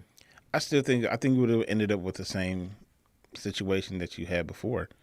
I think that's why they put him with Anakin, because one, because I think they saw the personality of Ahsoka and they're like, yep, he's just like Skywalker. Put him and now it's going to make Skywalker now has to be responsible, right? And for he's someone who's just see, like him. He's going to see what Obi-Wan and the rest of us have to go through. Exactly. It's going to be like, okay, you want to know why we're having such a problem with it? Watch what happens when now you have to deal with it, and it's like, is this really what I'm like? Jason said Ahsoka wouldn't make it as Obi-Wan's apprentice. Not initially. I mean, eventually, like when she did grow up, I mean, yeah, and I think that's another thing too. When she got a chance to, and that's a cool thing with Ahsoka, we got a chance to see is that she got a chance to hang out with different masters. She got a chance to hang out with, of course, Anakin was her main master, but then she did missions with Obi-Wan. She's also been on missions with Mace. She's been on missions with Plo Koon. She's been on well, that's true. She's actually with Yoda. Like, she's been on missions with tons of. So she's has a wide array of knowledge that she's acquired from different masters. So she's kind of like really well balanced as she gets older. Yeah, and that's basically, I think, the key is the fact that, and I don't think a lot of people have really looked at this. I might be wrong. There might have been like a million different Star Wars shows that pointed this out, but as far as I know, the ones I've seen, I don't think anybody's really adequately said that Ahsoka has had the benefit of being very young at the time and basically being exposed to the teaching styles and the basic, the combat styles and just everything of all these different masters. Yep. And being able to learn from them. Here's what's good about them, here's what's bad about them. And if you really look at the way she is by the time Rebels comes around, she starts to lean a little bit more Obi-Wan-ish, actually. Mm-hmm. She's very much, not necessarily by the book per se, but she definitely is more controlled, less reckless. Mm-hmm. Way more political, understands. There's a certain maturity. Yeah, maturity about her, which I thought was interesting because when Ashley Eckstein was talking about returning to the role of Ahsoka for Clone Wars Season 7, she was talking about how she had to get in the mindset of a younger Ahsoka again. Yeah. Because she was used to playing her the way that she played her in Rebels, and now it's like all of a sudden, well, wait a minute, now I got to go back and kind of be... So I'm a little bit older than I was from, say, a Season 5 or something. Or 6. So I do have to play it a little differently than the younger Ahsoka, but now I got to basically split the difference. And that just shows you that there was a lot of growth with this character between then and now. Right. But it's really difficult for me to say. I guess I would probably say I'll go for maybe 70% of the time. Savage wins this one. Mm-hmm. I'm going to go... I'll match you, but I'm going Grand Inquisitor. Ah. So the flip side of it. Yep. Pretty much for all the reasons that you talked about. Yeah. I just feel like I think he has more control over the Force. I think he's a more controlled individual anyway. And the fact that he's kind of still sitting under the tutelage of Vader, I think that that kind of carries a different kind of weight versus Dooku, even though Dooku is pretty powerful in his own right as well. Oh, yeah, without question. All right, so before we leave this segment, Jason comes in with Obi-Wan isn't really by the book. Compared to Anakin, he is, but if you look at him compared to Windu, Luminara, and Plo Koon, he isn't extremely rigid. I disagree on that. I do one. too, because if you really look at, Qui-Gon was the one who was really not by the book. Yeah. And I can understand that argument from the standpoint of Obi-Wan basically did stand up in the Phantom Menace and say, listen, I promised Qui-Gon I was going to train him, so, if I have to do it without the approval of the council, there is definite times where Obi-Wan will stray away. And Obi-Wan, and this shows character development, is that as Obi-Wan got older, he did start to bend the rules a little bit. And you could make the argument that the old Ben, right, by the time we meet him in A New Hope, yeah, he probably, you might be able to say, okay, maybe he's got a lot more Qui-Gon in him than he did in the beginning. But I think like we saw a lot. One of the greatest, one of the better ways to show his by the bookness, not by the bookness, but actually the opposite of that, and his more rebellious side is when it came to what's her name, Duchess Satine. Yes. because he had that relationship with her. Oh yeah, that's a big example of him not being by the book. Exactly, and it was just like, okay, he would kind of defy, like, all right, well, the council can't or the Republic can't go and help, but you know what? Fine, I'll go and do it because she's my friend and I care about her. And I think that's Jason's point is that compared to Anakin, maybe he's by the book. Compared to some of these other guys, he might be in the middle and actually just chatted in. Compared to other Jedi, he's about average. I could see that. I mean, I think that what we were talking about is more like his younger years, because if you read The Master and Apprentice, oh man, he was ultra by the book. So if you haven't had a chance to read Master and Apprentice, you'll understand. I mean, there's definite time. Obi-Wan did have to go through a little bit of a transformation, because he started out very much like every little letter of the law, man. If it wasn't being followed, he was on Qui-Gon constantly. And to the point where Qui-Gon was trying to be like, you know what, I can't. I don't even know if I want you as my apprentice. Yeah, I don't even know if I want you as my apprentice. And even if I did, I'm probably not the guy. We're probably very mismatched. Yeah, he felt like we weren't properly, put together. Like, you'd probably be better off with somebody else. Yeah, and of course it turned out that it was, once again, Yoda's stroke of genius, just like, he put Ahsoka with Anakin. Yep. He knew what he was doing. So I think that it's one of those things where if you're going to talk about basically the whole idea of, is Obi-Wan by the book or not, it really depends on what time period you're looking. Yeah, true. So maybe that's it. But all right, so we've done a little bit of a duel here, and we actually did come up on some opposite sides for a change, which is good. But now it's time for us to all relax. We could chat about, well, we do have a lot of stories still, but, we could chat about whatever, and let's go to the cantina and have a drink, guys.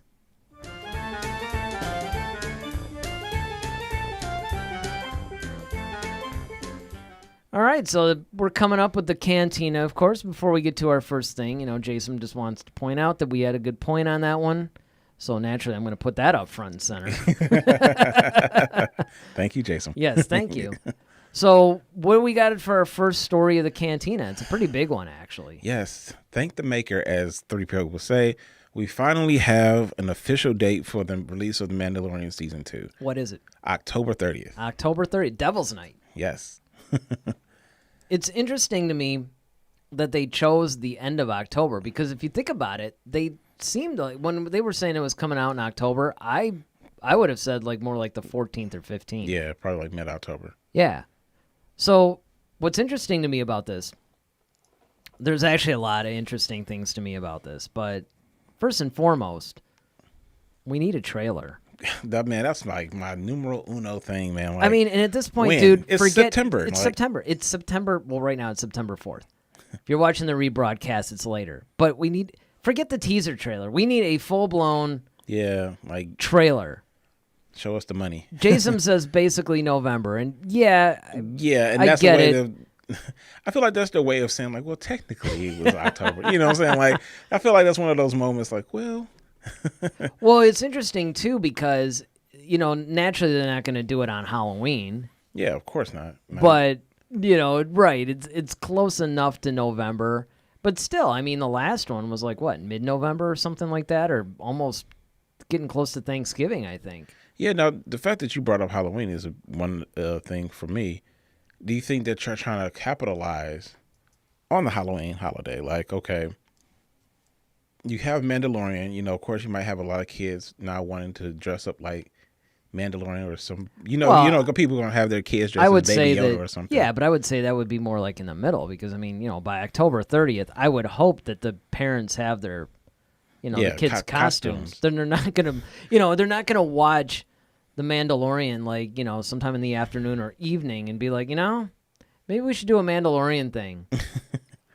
24 hours before I have to take you trick-or-treating. Right. Which, of course, you got to wonder how that's going to be handled, the whole pandemic thing. Oh, yeah. At least everybody's wearing masks. Yeah. Actually, I basically made that joke not too long ago. I'm like, well, people are already wearing masks, so it could work. All right, Jason, if you go to the comment section of Star Wars' latest video, which is about some random book, probably the High Republic. All the comments are just asking for the Mando Season 2 trailer. Yep. The one that you're probably talking about, I could be wrong. Are we covering this in our show today about Yoda? Nope. Okay. This is great. I'm the host, everybody. So apparently, might as well talk about this for a little bit. I mean, we can address it later. But apparently what they did was for the new High Republic thing, they released a photo of a younger, I should say, yeah. Yoda. So that was pretty cool. And that's been making its rounds around, the interwebs lately. And so that's probably what you're talking about. It was probably in reference to that. And then everybody's asking for Mando Season 2, which, first of all, everybody's wondering about this because they have released, unlike last season, when we barely got any information, which made sense because, they wanted to keep everything with the element of surprise. They didn't want you to know too much about the story. They didn't want you to know too much about the planets and the overall look of the universe.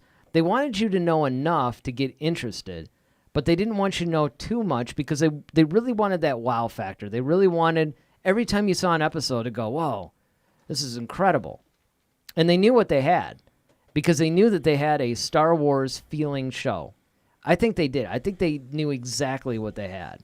But here's what I'm thinking for this season is, unlike last season, we've gotten a gang of information.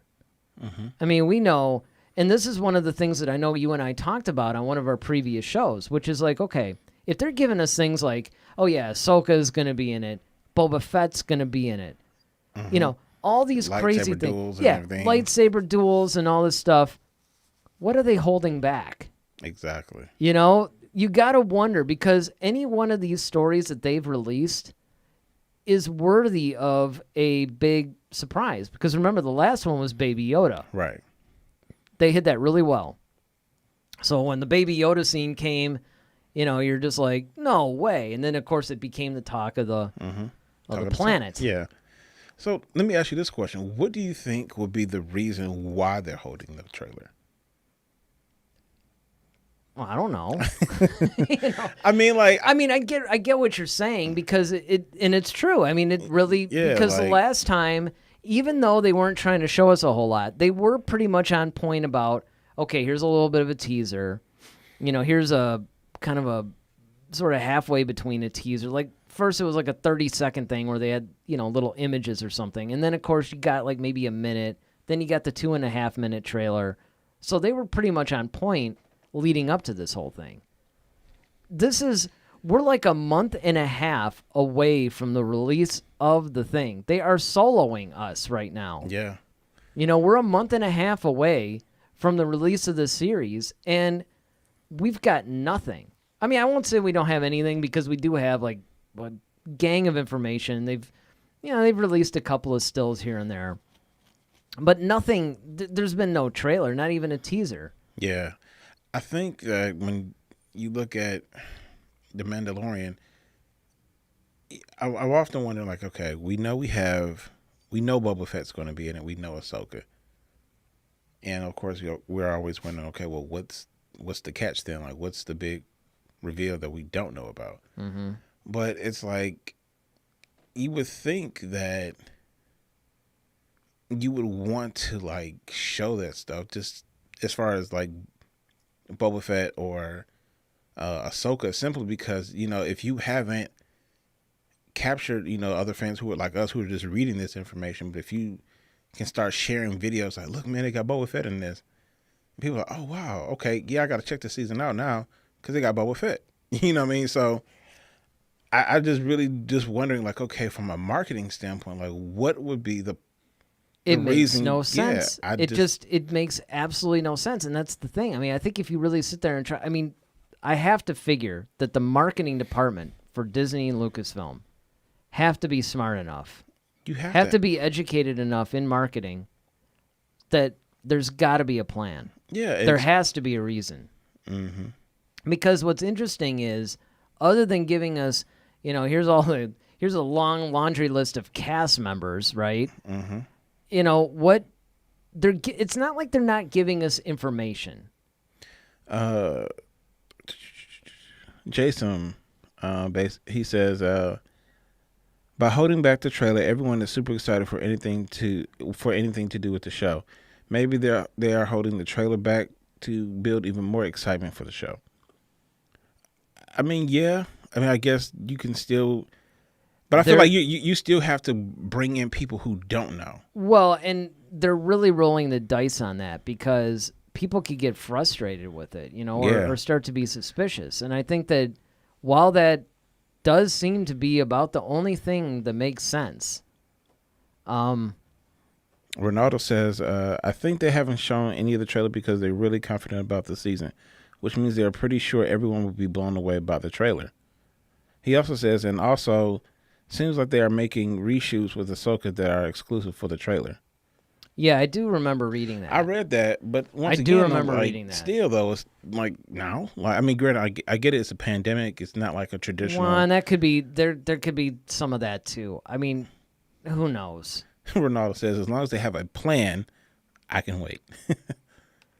Yeah, well, this is Plan Lucasfilm we're talking about. Plan in all caps. It is Kathleen Kennedy production. Yeah, I mean, who knows? And that could be, there could be that too. We have read a bunch of stuff about a little bit of a civil war going on there. Yeah. Maybe they're just trying to hold everything together. I mean, we were lucky in the sense that Kathleen Kennedy did say that, hey, we wrapped up, principal photography and all the shooting and stuff they had to do 5 days before the lockdown started coming in. So, she was trying to say, even though, of course, they ran all these headlines with Kathleen Kennedy says we're lucky to have Mandalorian season 2. That was a little bit of a spin. Yeah. And they were trying to put her in a bad light. What she was really trying to say was look, you guys are lucky that we're even able to present this. And it's true because now, of course, this I blame more on, the companies changing hands. But Cobra Kai, which we should have gotten this past May, we're not getting until 2021 now. I know. Which it hurts so bad. It's so painful because of all the stuff that we know we're going to see. That some of the stuff has been actually confirmed. So it does make sense, though. They moved to Netflix and they need to. They're trying to build up that extra audience, and then they'll drop season 3, so they'll get this big thing. But with the Mandalorian, though, it's really interesting as to why they're doing this. Because if you look back at Solo, totally backfired. Yeah. But I think with Solo, though, Solo is slightly different than The Mandalorian, only because Solo is a one-off movie. And everybody likes The Mandalorian. Well, I mean, people like Solo, too. But what I'm saying, you didn't know, if they did, put it this way, if they did that with season 1 of The Mandalorian, it would be just like Solo. Okay. But the fact that we already had a season of Mandalorian, we already kind of know. Right. It would almost be like if they were doing this with the Solo sequel. Exactly. Yeah. All right. I mean, that's fair. That's fair. But I do think, though, that it is a little... I don't necessarily think that the quality of the show is bad. I don't think anything is wrong with it. But it is mystifying and somewhat concerning to me that they're not giving us anything. Mm-hmm. And it makes me wonder what the plan is. Now, you had said a while ago, your theory, and this is based on some things that you read, I thought, that it would, the NBA Finals or something? Well, originally it was supposed to air during the playoffs because the thing is that they've been showing the playoffs on ABC. Right, because if that... And that's owned by Disney as well. And if that were true, it would have been the end of August, right? Yeah, it was, like around the 17th or something like that. Yeah. Yeah. Kind of like... Well, that was like the playoffs... to late August. Then. Yeah, the playoffs started around the 17th or 18th. But, I mean, granted, you could air it during the NBA Finals, whenever that is. I think that's coming up pretty soon. But... Well, then they actually thought it was going to be done during some shareholders meeting or something way back. Yeah, they just had a shareholders meeting, and they were showing a bunch of something. stuff when they were coming up with their whole future plans, and they were going to release it. Yeah, Jason's got maybe they don't feel like paying very much for marketing considering how successful the first season was. And then it said, by the way, I don't want to be negative, but this is Ronaldo. By the way, I don't want to be negative, but the announcement of The Mandalorian Season 2 was released the same day John Boyega made his comments. Hope it's just a coincidence. Yeah, well, Yeah, to quote Few Good Men, we'll get to John Boyega's comments in a minute. Yep. But maybe, and again, it leads to wild speculation, which is one of the things that you don't want to do. I get the argument that, hey, we got a hit on our hands, we don't really have to try too hard. But don't forget, McDonald's still spends millions a year on advertising. Still selling a Big Mac. Yeah. Do people really not know what a Big Mac is? Do people really not know who McDonald's is? All right. Are they not wildly successful, but yet they advertise, right? Mm-hmm. So the thing is that while that could be something, it does seem like, again, it would generate even more excitement if they just put out a teaser trailer. Because think about it. We haven't even gotten a teaser trailer yet. Well, my other thing is to also just to remind people. Because there are some people who aren't fans like we are. Well, not to mention the fact that it did, Disney Plus, right? People have to subscribe to that if they're trying to get. I mean, it's true on one hand, and this kind of goes to Jason's point a little bit, is that a lot of people signed up for Disney Plus for The Mandalorian. Right. Okay, so people still have it. So if The Mandalorian pops up on it, it's going to be there. I mean, it's not like people are unaware, and it's true. I think, and this is where it goes into your point now, where it's like, okay, look, the fans that we already have, we're good. They're locked in. They know. They're going to be watching it again. If they quit Disney Plus because they're going to sign up for it again, when all they needed to know was the release date. Just tell me when the release date is so I can sign up for the service again. But see, here's my thing, though. But it's the fans that don't. Well, not even so much that, but even the fans, like I said, there are fans like you and I, Jason, Ronaldo, okay, we're very in tune and very aware of Star Wars and what's going on in that world. Mm-hmm. But I'm just saying, there might be fans who, okay, I really like The Mandalorian, but they're not super fans like us. So they may not be, if they're not seeing anything coming up, they may have forgotten that, because you got to remember, everybody's watching everything on other different platforms. You got all these different shows coming out on Netflix. You got Cobra Kai now that everybody's watching. You got all this other stuff. Yeah, there's competing things that's going on. And so it's if you're not advertising to remind me, oh yeah, don't forget, in a couple Hello, Baby Yoda, remember? Yeah, exactly. He's back, exactly. In a couple of weeks. And cuter than ever. Exactly. Right. Well, and Jason, he basically talks about that too. He's like, for us big fans, those strategies make sense. But for the casual fans, it doesn't make any sense. Yeah. Yeah, exactly. That's it exactly. It doesn't really make any sense, which is interesting because these are professional marketing people. It's why would you do that? And that's where I think that it does get into a little bit of a frustration. Now, I think that it is positive, though, that they've given us a release date. Mm-hmm. Because, honestly, what a lot of people were thinking about up until this point was, hey, maybe they don't want to put anything out because they're not sure they're even going to be releasing it this year. Mm-hmm. So, and that's another thing, too, with everything being canceled, Top Gun being moved, the Bond movie being moved, all these other Black Widow, all these other different, movies that were supposed to be released. Like you said, Cobra Kai was supposed to come out, we're not getting that. So if you're just kind of casually, watching The Mandalorian, oh yeah, I like that show. It was cool. Like my grandfather, for example, he loves The Mandalorian, but he's not following it like I am. Right. He's relying upon me to tell him. He's like, hey, when's Mandalorian coming out? And I'm still like, I don't know. And they haven't released it yet. And he's like, oh, okay. But what if I wasn't, around? There's nothing to remind him that Mandalorian is back out yet. Well, or it's coming back out yet. But I do think that you have to give it to him a little bit for if they weren't really sure that they were going to be able to make an October or November release. The last thing they would want to do is start releasing a bunch of trailers because then they would have to make a bunch more, right? Because it's oh, well, just kidding. It's coming out in February. Well, it's well, what are they going to do? Rerun the same trailer they ran in August? Well, I mean, once again, I think I guess you kind of almost have to ask yourself, they've been saying all this time that it's going to be ready. So why wouldn't it be? So now you're making us wonder, like, why isn't it ready then? Yeah. Because they kept saying, like, oh, yeah, it's going to be here, like it's like, oh, you guys are lucky. We finished it right like 5 days before the pandemic hit. So, yeah, it'll still make its thing. So you've been saying that since like March. And right, where is it? Ronaldo says, if I remember well, the marketing for Avengers Endgame was late. Even the trailers were late. Maybe there was some kind of strategy there and they are repeating it. That's a good point, and that could be. Again, if it works for one thing, and this is the dangerous thing, and especially because Disney owns both franchises. Mm-hmm.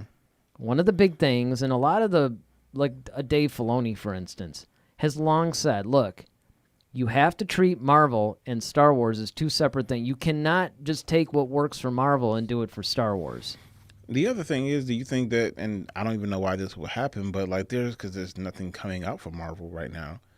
So it's just like, I could understand if they had like another property that was like coming before the Mandalorian that they wanted to push ahead of, let's say there was a movie that was being released, like, I don't know, like Well, he was just basically saying, like, okay, because he's right. With Endgame, a lot of people were wondering where it was. With Infinity War, we got the normal thing. But for Endgame, we got nothing. But here's what you got to look at. What you have to look at is that Endgame was a direct sequel to Infinity War. In fact, Infinity War and Endgame were technically one big movie that was split into two parts. Right. And they came out, like less than a year from each other? Like, didn't one come out in like November and the other one come out in May or something like that? I mean, it wasn't even a year's time that passed between the two. So, and they had been promoting both movies right on along. So it's not entirely strange that didn't happen. But at the same time, again, maybe now that we have a release date, maybe now we'll start to see, because they're a little bit comfortable now. So they might be going. Maybe doing Labor Day weekend. Maybe we'll get it this weekend. Well, maybe he's an early riser.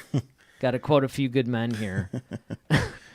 So Ronaldo says it was successful then. Maybe they think it'll be successful now. I mean, yeah, I hope who knows? A lot of times I wonder about these guys too, because they sit there on top of Mount Olympus, above everything, coming up with this stuff basically in a boardroom, and sometimes I think they're just not in touch with what's going on in the actual movie going public. Who knows? It's kind of crazy. What do we got next? Well, it's only going to get spicier because we're going to tap into Mr. John Boyega. Boyega. Yes. Now, here's a guy. By the way, if you like what you're seeing, before we go on this rant here, make sure you hit the like button, hit the subscribe button to subscribe to the channel. Donate some money to us, help us support our channel. There's a link below. John Boyega seems like he's had a chip on his shoulder. Yeah. It's almost like he couldn't wait for Rise of Skywalker to be over. Like, it had come out in spurts. Like, during the sequel trilogy productions, he's put little things out there. But a lot has changed since he was once that excited little fella on the couch. I was just about to say, going, like, oh man, I'm in a Star Wars film, and he could barely contain himself. If you go back to his reaction to seeing the first trailer to The Force Awakens, and then you hear him now, it's just like, what the heck happened? It's like, dude, yeah. I mean, it's great. Oh wait, this is good to know. He says we have 5 likes and 3 viewers. Well, that's cool, because we have our regulars, but it's nice that we have 5 likes. Awesome. But yeah, what happened to him between the time of I'm really excited, I'm flipping over my couch, I'm just so happy-go-lucky, to, and again, we've been getting a little bit more, right? Because even when the Rise of Skywalker in particular was starting to wrap, and he was doing some interviews, he was kind of like, no, you ain't gonna Disney Plus me, and he would just say like all these things. He said something mildly offensive about Rey, and I mean, there's just been some things, but lately, man, he's just been he's not a happy camper or trooper. Let's See. So this says, the beloved property went back into lightspeed thanks to the sequel trilogy, which ended with J.J. Abrams' Rise of Skywalker last December. Abrams was tasked with crafting an appropriate ending to the 9-film Skywalker saga, and there were plenty out there who took umbrage with his choices. But Finn himself, actor John Boyega, has come to the filmmaker's defense in this case.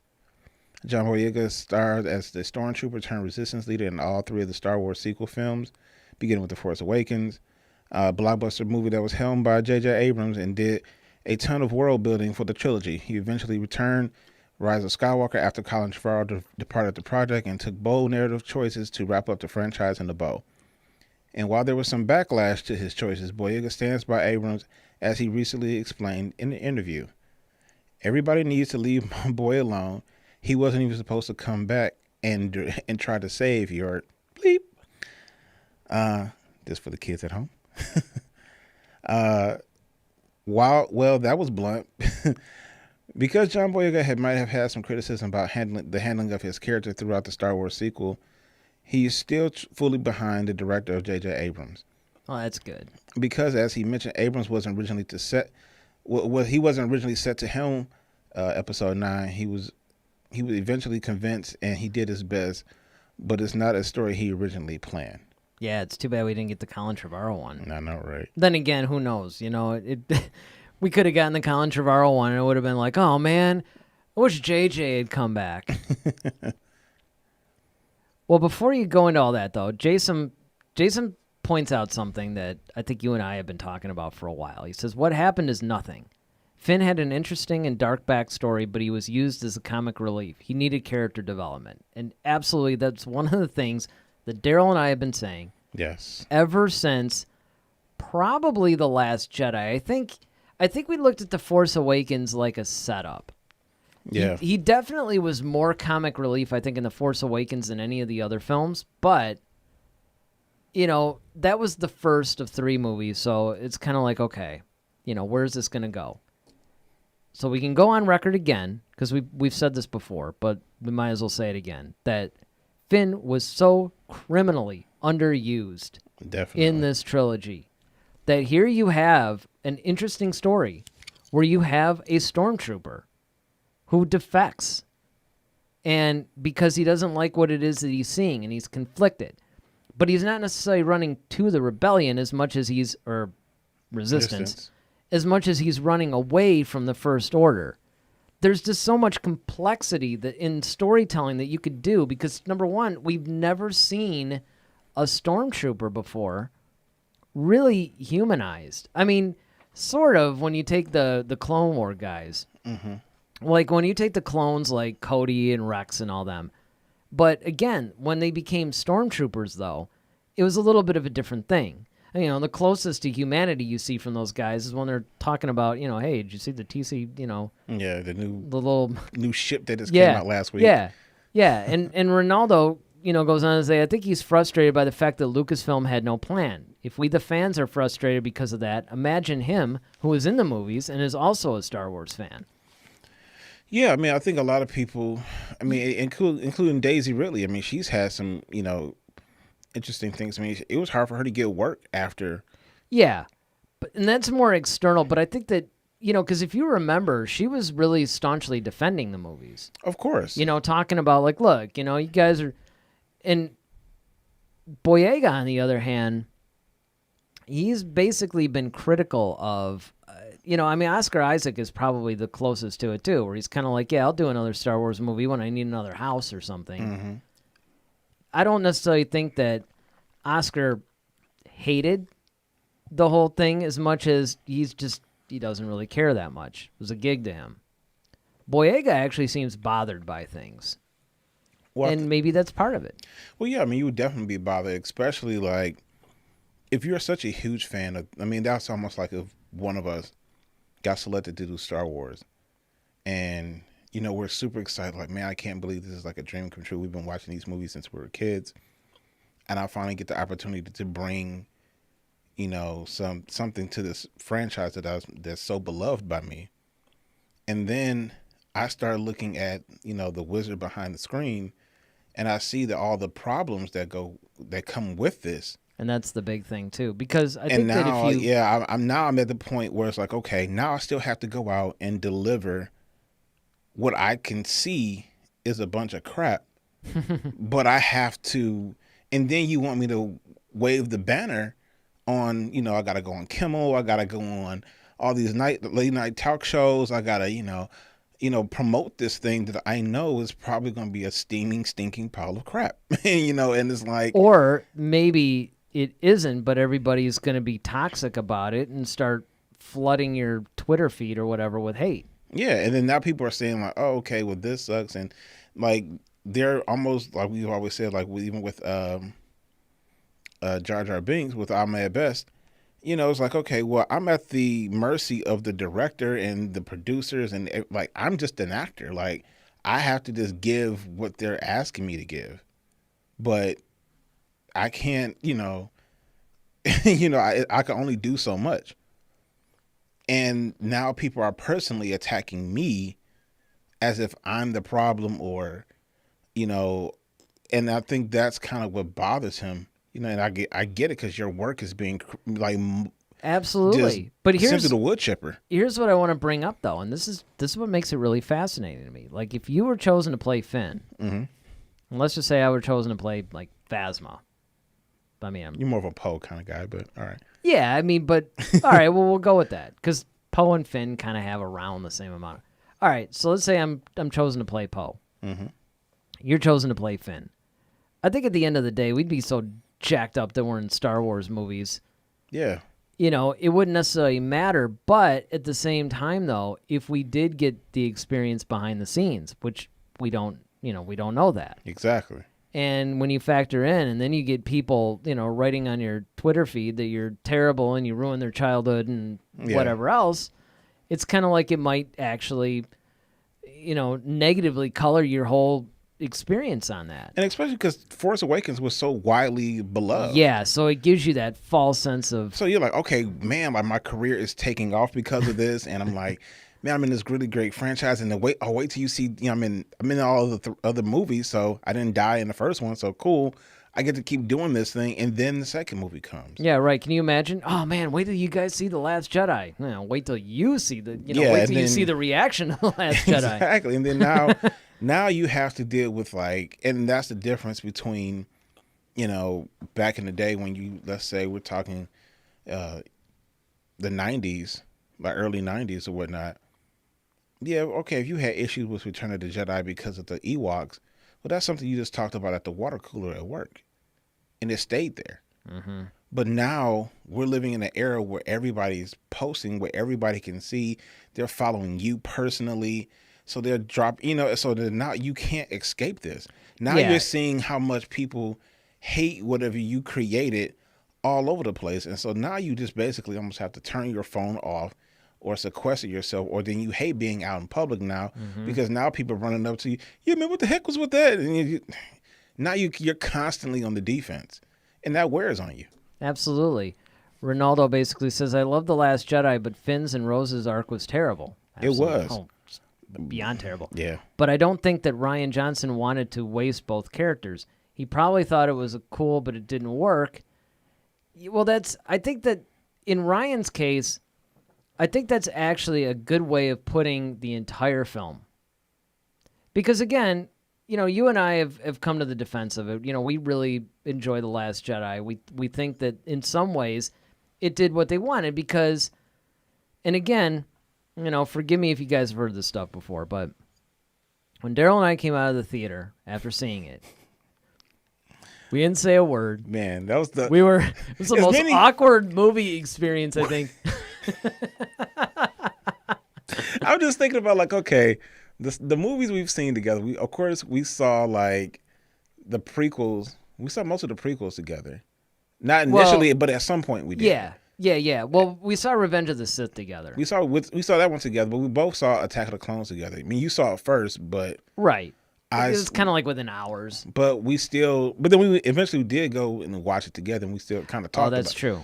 That's what I'm saying. Yeah. So we've watched these movies, so of course Like we've left the theater like, oh yeah, man, this is cool, and when they Talking did about that, it immediately. Yeah, the funny thing was The Last Jedi, we didn't say a word. It We didn't was say a word in the silence car. for probably like Complete 20 silence. minutes. Yep. Then we're getting in the car. We're driving down the street. Still nothing.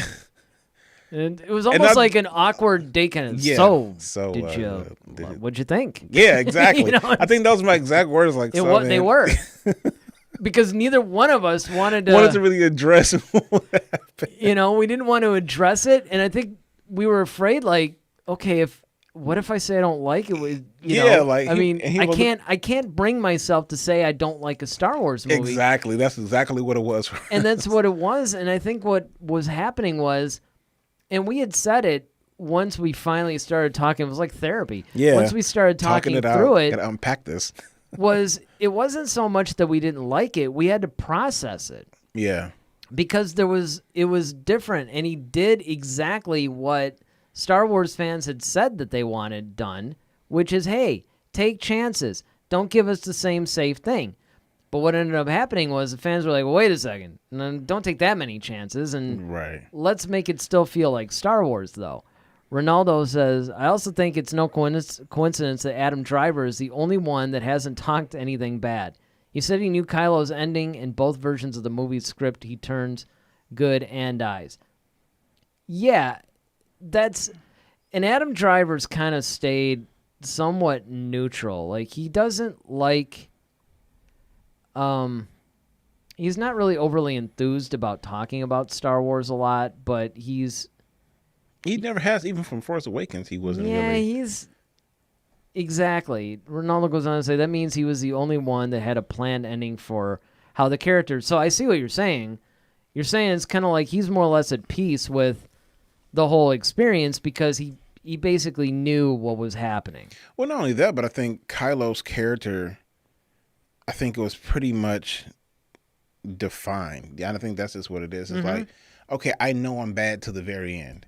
Yeah, and it was pretty much, exactly, it was defined, but the whole movie experience itself, because if you even think of Kylo's story arc in The Last Jedi, it was kind of like it could go either way kind of a thing. He was still tortured by the light side a little bit, and he had decided he was going to put it away and go completely dark, but he was still going through his own journey in that movie. And I mean, there was just so much heaviness and so many different concepts. And Luke didn't turn out the way that we expect him to turn out. And, then they had the whole Canto Bite scene, which was just a complete waste of film if they were using film. Yeah, the Phasma was a complete waste. Phasma, they wasted her, DJ was a complete waste. Yeah, that was just kind of like that could have been an interesting character, but... Yeah, you didn't need Benicio del Toro to do that. You could have got anybody. I could have played that, honestly. Well, it's kind of like, and I had this conversation with some people when we were doing a job not too long ago. We were all talking about stuff, and it's like, why do you need Vin Diesel to be Groot? Exactly. It's that kind of thing. It's like, really, dude? And he made like some insane amount of money, like $20 million or something, to play Groot. And it's like, why? Exactly. Other than to just say, hey isn't it hilarious, Or isn't the fact that I'm in an Avengers movie now. Yeah, I mean, it's just like, you didn't need him to do that. I mean... And that's kind of the way it was with Benicio del Toro. It's like, you didn't need him to do that. I mean, when they were building up the fact that he was going to be in the movie, everybody was like, oh, is he going to play a Sith Lord? Is he going to do this? Is he going to do that? And then what he ended up doing, he was like a stuttering...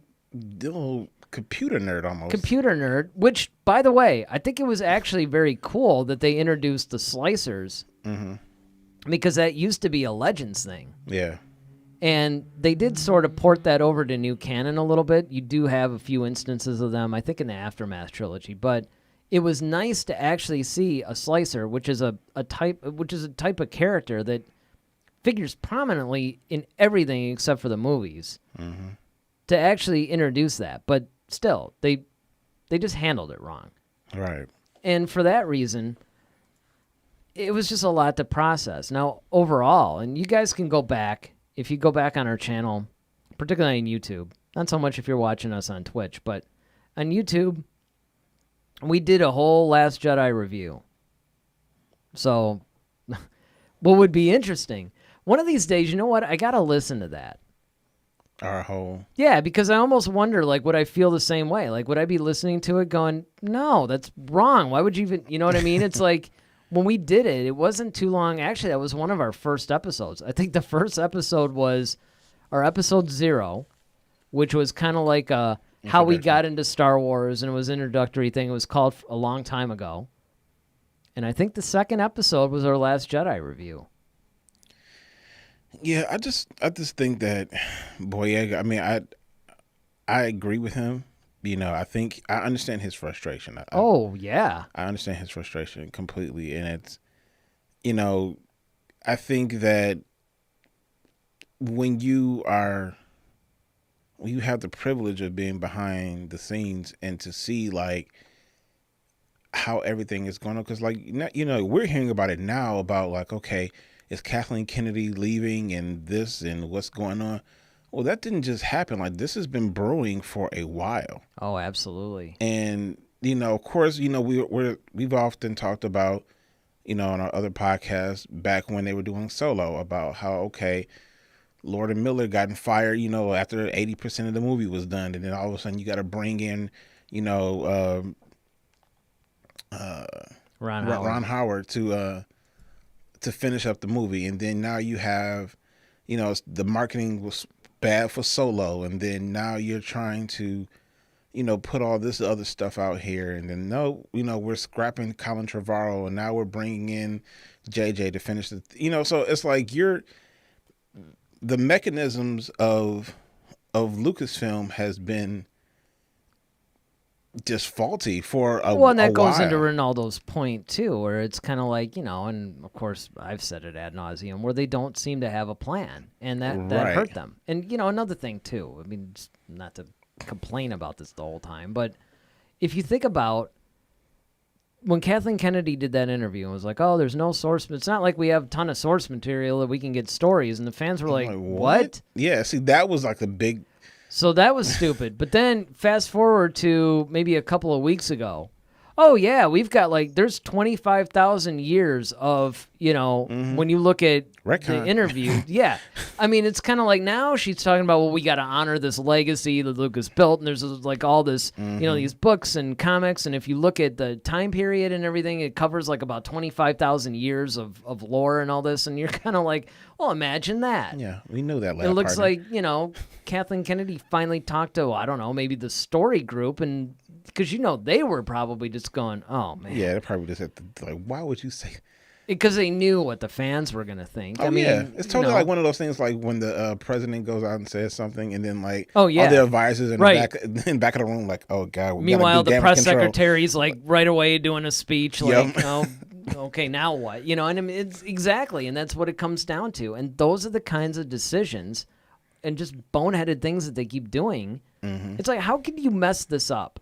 Star Wars is a franchise that practically runs itself. Yeah. How could you possibly come in and get this?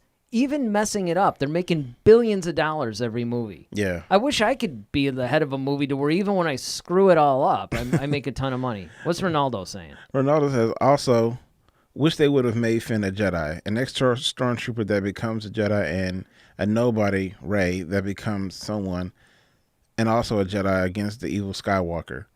Against an evil Skywalker. That's an awesome premise. Jason says Star Wars and also a dark side user become a Jedi. Ben. So I mean, yeah, I think that would have been cool. And the fact that we never got that answer, and that's another thing. Like, we never found out what Finn wanted to tell Rey. Yeah, except for the fact that JJ did say that he said that in the interview. In an interview, but that's what I'm saying. We never in movie form, right? But in so, like universe, I said, casual fans would never know that. That's what I'm saying. Like, you're leaving so much stuff on the table that could have really enhanced a lot of stuff. So, like, to Ronaldo's point, yeah, an ex-stormtrooper who's like, okay, because we thought that he was going to be the Jedi, especially when we saw the trailer and he's holding the lightsaber. We're like, whoa, okay. And then we find out, okay, no, it's just the girl. I was like, well, okay, well, that's still cool because we've never seen that before. But then it's like, okay, well, what about Finn? And then now, like, we get to Rise of Skywalker, and I was like, this. Now, see, that would have been a cool mystery or secret, or that could have been actually explored a little bit. I would have rather Finn kind of realized that in Last Jedi, and then we did away with the Canto Bight thing. That could have been one of those situations where Finn goes back to Maz and it's like, hey, I'm having these, and she's like, yeah, I know.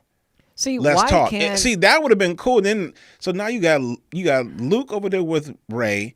You got Maz talking to Finn about that, and then they kind of come together. And yet, all of us could figure this out, but these highly paid directors can't write this. That's what I'm saying. Like, that would have been a cool concept to me, because then now you have two different people getting trained or kind of coming into their own on different platforms. Well, there's another thing, too, and I brought this up before The Rise of Skywalker was out numerous times. I know other YouTubers did, because, when I watched other people, like I know John Campea was talking about this at one point, where what would have been cool, because we hadn't ever seen this in Star Wars, and we still haven't, although they did kind of do it in The Rise of Skywalker a little bit. But what I would have thought would have been cool is if Kylo had gone to the light and Rey went to the dark, and now they got to face each other now as opposite sides, and now Kylo is trying to be like, look, I've been where you are.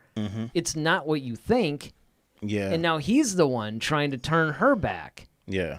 You've never seen that before in Star Wars. That would have been really supremely cool. And then maybe have Luke come in there and stepping in. And again, I get the fact that they didn't necessarily want to do the whole, okay, Luke is ignite the green and being the hero. I get the fact that I did like the fact that he was disillusioned with the Force. I like the fact that he was kind of like, the Jedi have kind of made some mistakes, and I'm not really so sure this is the way to go. But I think they went too far with it. Yeah, definitely. And, they could have done... I mean, look, we all thought at the end of Force Awakens, when the lightsaber was wiggling and it flew off screen, we all thought it was going to be Luke that was going to catch that. Yep. And how cool that would have been. Now, in retrospect, I'm glad they didn't do it that way. But it would have been nice if they had done like a little bit of Luke gets disillusioned, Rey helps bring him back, and of course Yoda has his whole little moment. And then Luke then realizes, hey, I need to be the Luke Skywalker that the galaxy needs, and then goes in for real, not like as some weird apparition. And cleans house. Yeah. Handle some business. And then, Kylo barely gets away. And then now, it's like, okay. And then maybe you could do the whole, because they flirted with it. I mean, obviously we know that Kylo, spoiler alert, we know that Kylo goes to the light and becomes Ben again. And Rey kind of was fighting a little bit of darkness. I did think that was cool, too. I thought it was kind of neat that they made her a Palpatine. Because, number one, at least that explains why she's ridiculously overpowered. Yep. But at the same time, I thought it was kind of nice because there's this darkness in her, and she's fighting it. And it's kind of like they alluded to it, and they alluded to the fact that there is another instance where we get Dark Rey that shows, like, hey, this could be you. This is very much the Luke cutting off Vader's head and the helmet explodes and he sees his own face. It's very much the same kind of thing. Yep. I think it was handled a little bit wrong because it's like this throne room now that, there's like this secret little compartment that we didn't see in the original throne room, and it's got all these weird... I mean, I thought it was a little strange. I thought with The Rise of Skywalker, there was a little bit too many coincidences. I mean, they literally had no issues whatsoever through the whole movie. One thing after another. They're just finding everything. They happen to... Luke's been looking for, decades to find this stupid dagger. They fall through the... And again, I get it. A lot of people are trying to say, well, it's the will of the Force. Well, really? Why did it have to be the will of the Force for Rey to find it? Why couldn't Luke find it? He's a lot more connected to the Force than she was. It's just little things like that. So I can understand Boyega's frustrations, because if we have them as fans, imagine how he must feel. Yeah, as a fan, and then now a participant in it. Yeah, but again, I wouldn't be doing my job if I didn't say this. he did do a few missteps. I mean, Boyega hasn't exactly handled things well in the press. No. He's said some really dumb things. He's really just hasn't been thinking. I think he's been letting, emotion guide him. Well, yeah, he's a very emotional and passionate person, especially, when you look at things like, especially the Black Lives Matter movement, which in that case, I definitely understand that. Oh, yeah. Well, that's, I don't think anybody's thing. criticizing him for that. I think it's more like, you But ain't going to see... Disney Plus me, or, when he's like out there, saying all these, like, really bad-mouthing the friend. And again, I mean, I think it's funny on one hand that fans are like, well, Boyega shouldn't be out there bad-mouthing the franchise. I'm like, well, what have you been doing? You're bad-mouthing the franchise the whole time, but it's the way he's doing it that I think is a little bit different. Jason says, on Endor, Rey got literally unbelievably lucky. Oh yeah. Rey happened to stand in the right spot, hold the dagger up to the right spot, and look in the right spot to find exactly where the second wayfinder is. Yeah, and that's not even talking about all the coincidences that happen to lead up to that. And then all the coincidences after that. Like how they all found Exegol. I mean, I could go on about all this stuff. And I get it, don't get me wrong. I'm a big Rise of Skywalker fan. I had a great time watching the movie. I mean, I thought it was a good Star Wars movie. Just don't think about it too much. Because if you do, you're going to realize it's like a giant Scooby-Doo episode. Yep. It's just there was no real danger. I mean, there was no peril. You weren't scared for the characters at all at any part of the film. There's problems with the Rise of Skywalker. The big problems with the Rise of Skywalker that you can't ignore. And that's why I kind of have one foot in each camp, because while I did love the movie and I really enjoyed it, and I thought, look, it was really difficult for anybody to come in and wrap up this entire saga. Definitely. Especially with the mess that, they had to deal with. Yeah. Last Jedi, yeah. Sure. And it's just kind of like one of those things that the sequel trilogy. So first of all, you gotta tie up that mess, and then you have to connect it with the whole saga.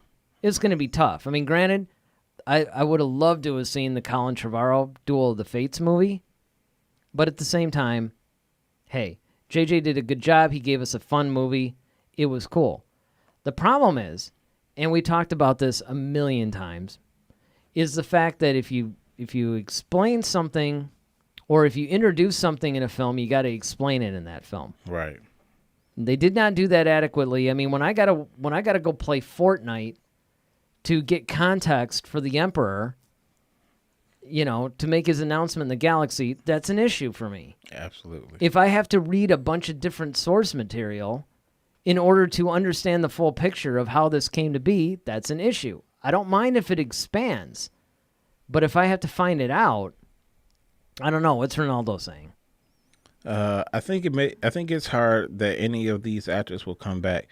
Maybe if they know Lucasfilm has a real plan, or Oscar Isaac loses his house. Hey, man, you never know. With all these wildfires and stuff like that they got in California or wherever, I mean, there's been plenty, tornadoes are hitting weird spots lately, so there's always hope.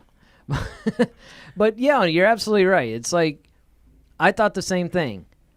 I don't know. It's almost like everybody probably needs to distance themselves. I think that Daisy Ridley will come back, but she just wants to do a lot of other stuff first. I don't think she wants to get typecast. Definitely. Oscar Isaac, I think, it's interesting to me that he actually came back as Poe as a voice for Resistance, for Star Wars Resistance. He did play Poe in quite a few episodes. Well, it could be a contract thing, or maybe. Yeah, I mean, maybe. I mean, that's true. I mean, it's not like we know everything on their contract, but at the same time, I do think it's interesting, though, that these people do these different things. That's why I think it's funny that, they had that rumor that there was going to be a Kylo Ren series. And I'm like, well, okay, if they do, don't think for one fleeting second that Adam Driver's coming back. Because he all but said he has no plans to come back to the franchise. Of course, neither did Harrison Ford. But My father like son. hey, Exactly. And look, let's be honest. If you throw enough money at these guys, they'll be back, waving the Star Wars flag. Let's not kid ourselves. But at the same time, I think if you threw enough money, but you also gave them something that was like complex and deep and meaningful. well, let me ask you this. Do you think that Finn would come to a Disney Plus series? Like I said, unless you gave the reasons I just gave, like if you give him, I think if you allow Filoni and Favreau to take him and show him, like, look, this is what we understand. We probably feel the same way that you do about that movie. But Oh, this they do. is what They've gone on record to say they didn't like The Last Jedi, which I thought was hilarious. like, but this is what we're doing. And Right. you see, and plus you've seen the things we've done with Mandalorian. You see my success with the Clone Wars. Just trust him. And I think if you gave him something that was that he could really stretch out in, he probably would. So you're saying that they approached him the right way then? You got to approach him the right way. I mean, you got to approach him the right way. And I think if you really show that, like, okay, this is how we're going to, and you give him a plan, like, look, this is where we're thinking for your character. He's going to start here. He's going to end here. Here's how we're going to get to it. And with somebody like Filoni and Favreau, who have a proven track record of doing this stuff, I think then you'll really be able to capture someone like him to really, like, okay, you know what? We know, we get it. Well, I mean, Jason, I think, seems to agree with you. He says, I don't think Boyega would come to a Disney Plus series unless he was shown the script and liked it, in addition to, of course, large amounts of money. Of course. And that's really what it comes down to. And by the way, I should just put this out there now. The large amounts of money thing is cool. Because if you think about it, a lot of times people are like, oh, yeah, these guys want millions of dollars or whatever. But it's like these movies or series or something take a lot of time. Yeah. And they take so much of the time that they actually have to turn down other projects. Right. So it has to be worth it. My time is worth, and it's like, what do I want my legacy to be? Right. And that's the other thing, too. You got to look at it from a legacy standpoint. You have to look. And so you need adequate compensation to make up for the diversity of projects that they might have to turn down because they're signed onto this thing for like 12 years or something, So Right. You do have to weigh that. I mean, I know a lot of times people kind of bag on these actors or whatever for taking insane amounts of money, and they really shouldn't. Ronaldo says, Kathleen Kennedy said they were going to use these characters again. Maybe that's why they're pushing the new movie release dates, so they can make other stories with other characters. Yeah, she had made that comment. Interestingly, I don't remember if it was after The Last Jedi. It was before the Rise of Skywalker came out. Yeah. So it was probably like during the press tour for that or something, or maybe when they were making announcements. But she made this. That's what got everybody up in arms, because she's like, oh yeah, we're gonna have further adventures of Kylo, and people were actually angry at her for saying these things, because it's like, well, wait a minute. That means that they live. They live. Yeah. Yeah, it's kind of like if you're saying, okay, I've noticed you mentioned these three characters, but this one you didn't. So you're saying that they didn't make it? Yeah, exactly. Or like, what was the thing when they released the Phantom Menace's soundtrack, and it said something like Qui-Gon's demise or something stupid like that, and they realized, okay, we can't release soundtracks before the film. Right. And it's one of those things that I think that, unfortunately, you had to take those things into consideration, and she didn't. As usual, she just said whatever.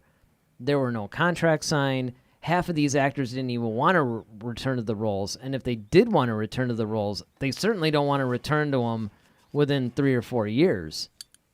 I think Daisy really is thinking something along the lines of, yeah, let's see what Rey is doing at 40, but not now. Mm-hmm.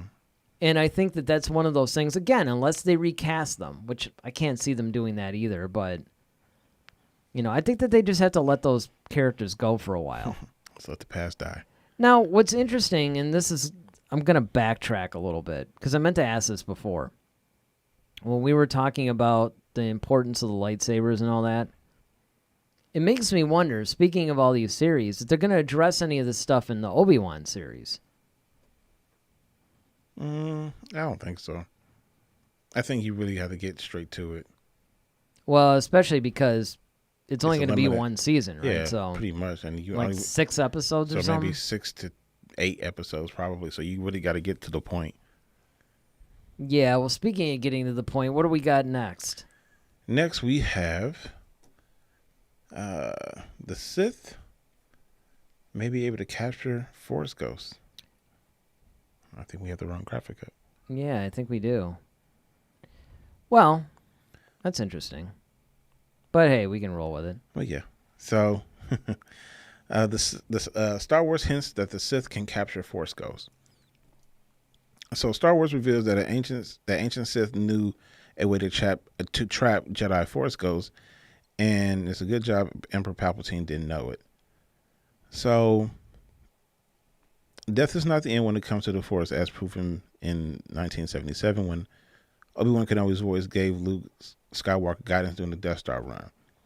It didn't take Lucas too long to build on this idea, and Return of the Jedi viewers caught their first glimpse of Force ghosts.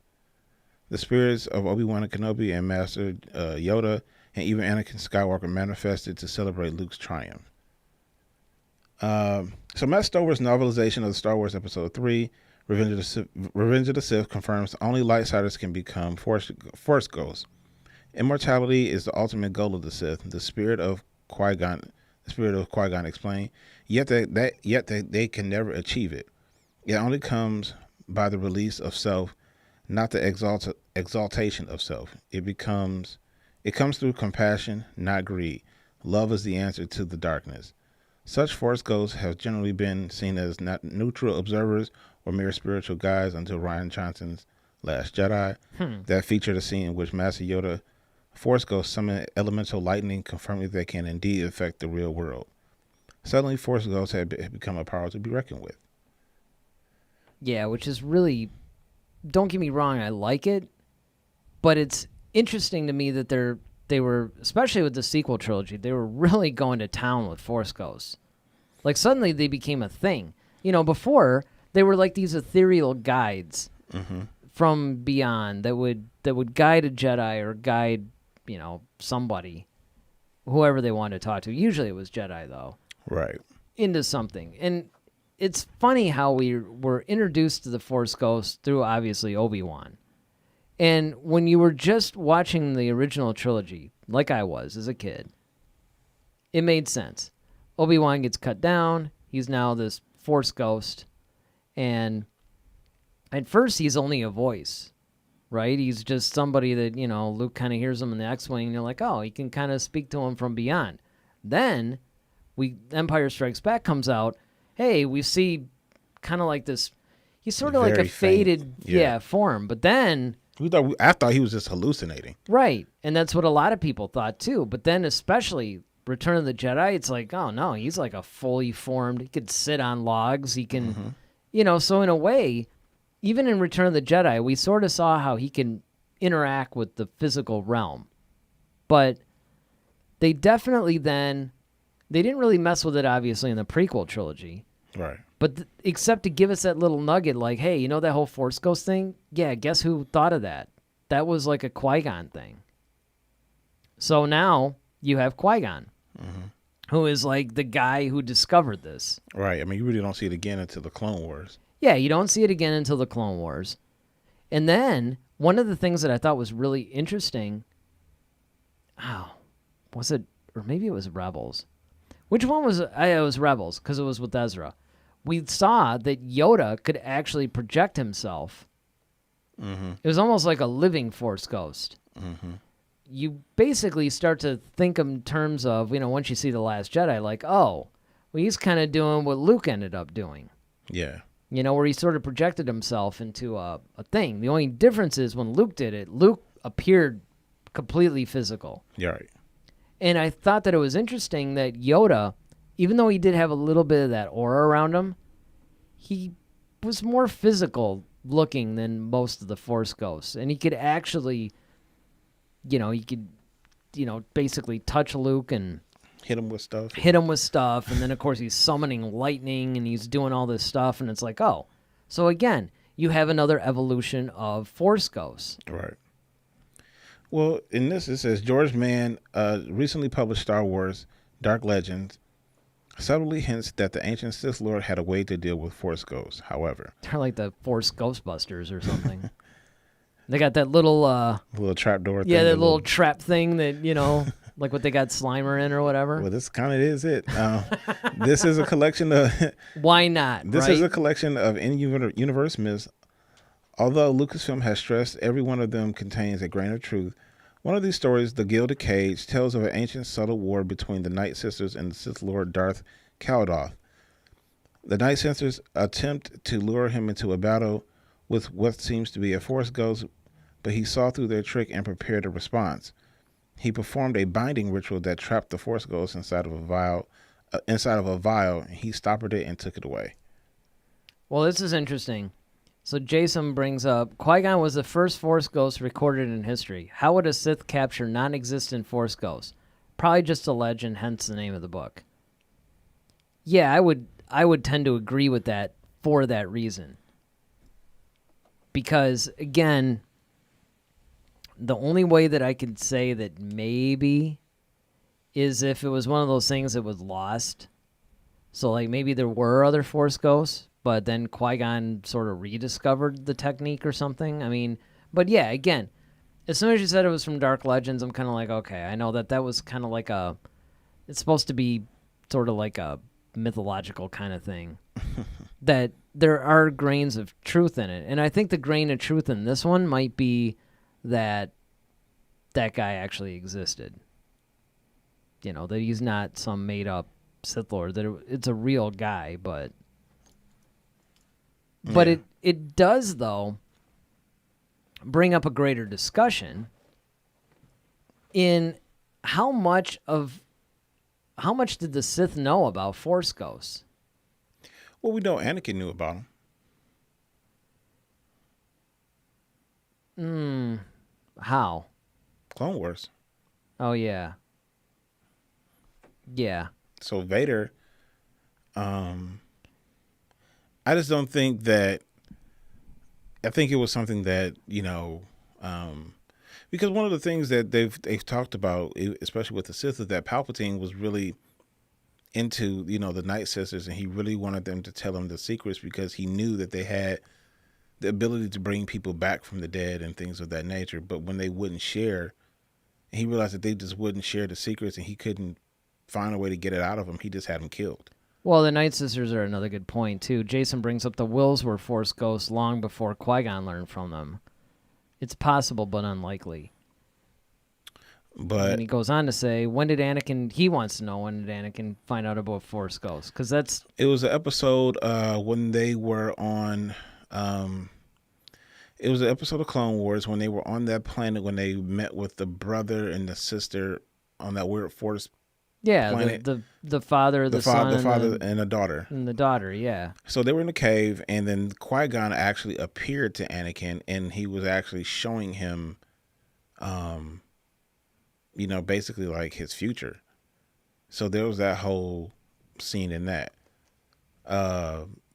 So that's why, like, I just don't think, like, of course, like when you get to, A New Hope, when Anakin strikes down Obi-Wan, and of course he's stepping on the cloak, which still kills me. Yeah, it still cracks It's like me one up. of my favorite things. Like he's all stepping on the cloak. And we've often wondered, like, okay, did he go to Palpatine? Like, yeah, man, I barely touched him and he just disintegrated. What the heck is this?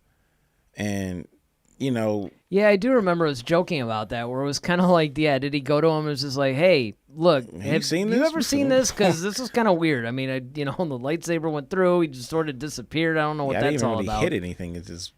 We got any holocrons on that, or And I'm sure, like, Vader might have recanted, like,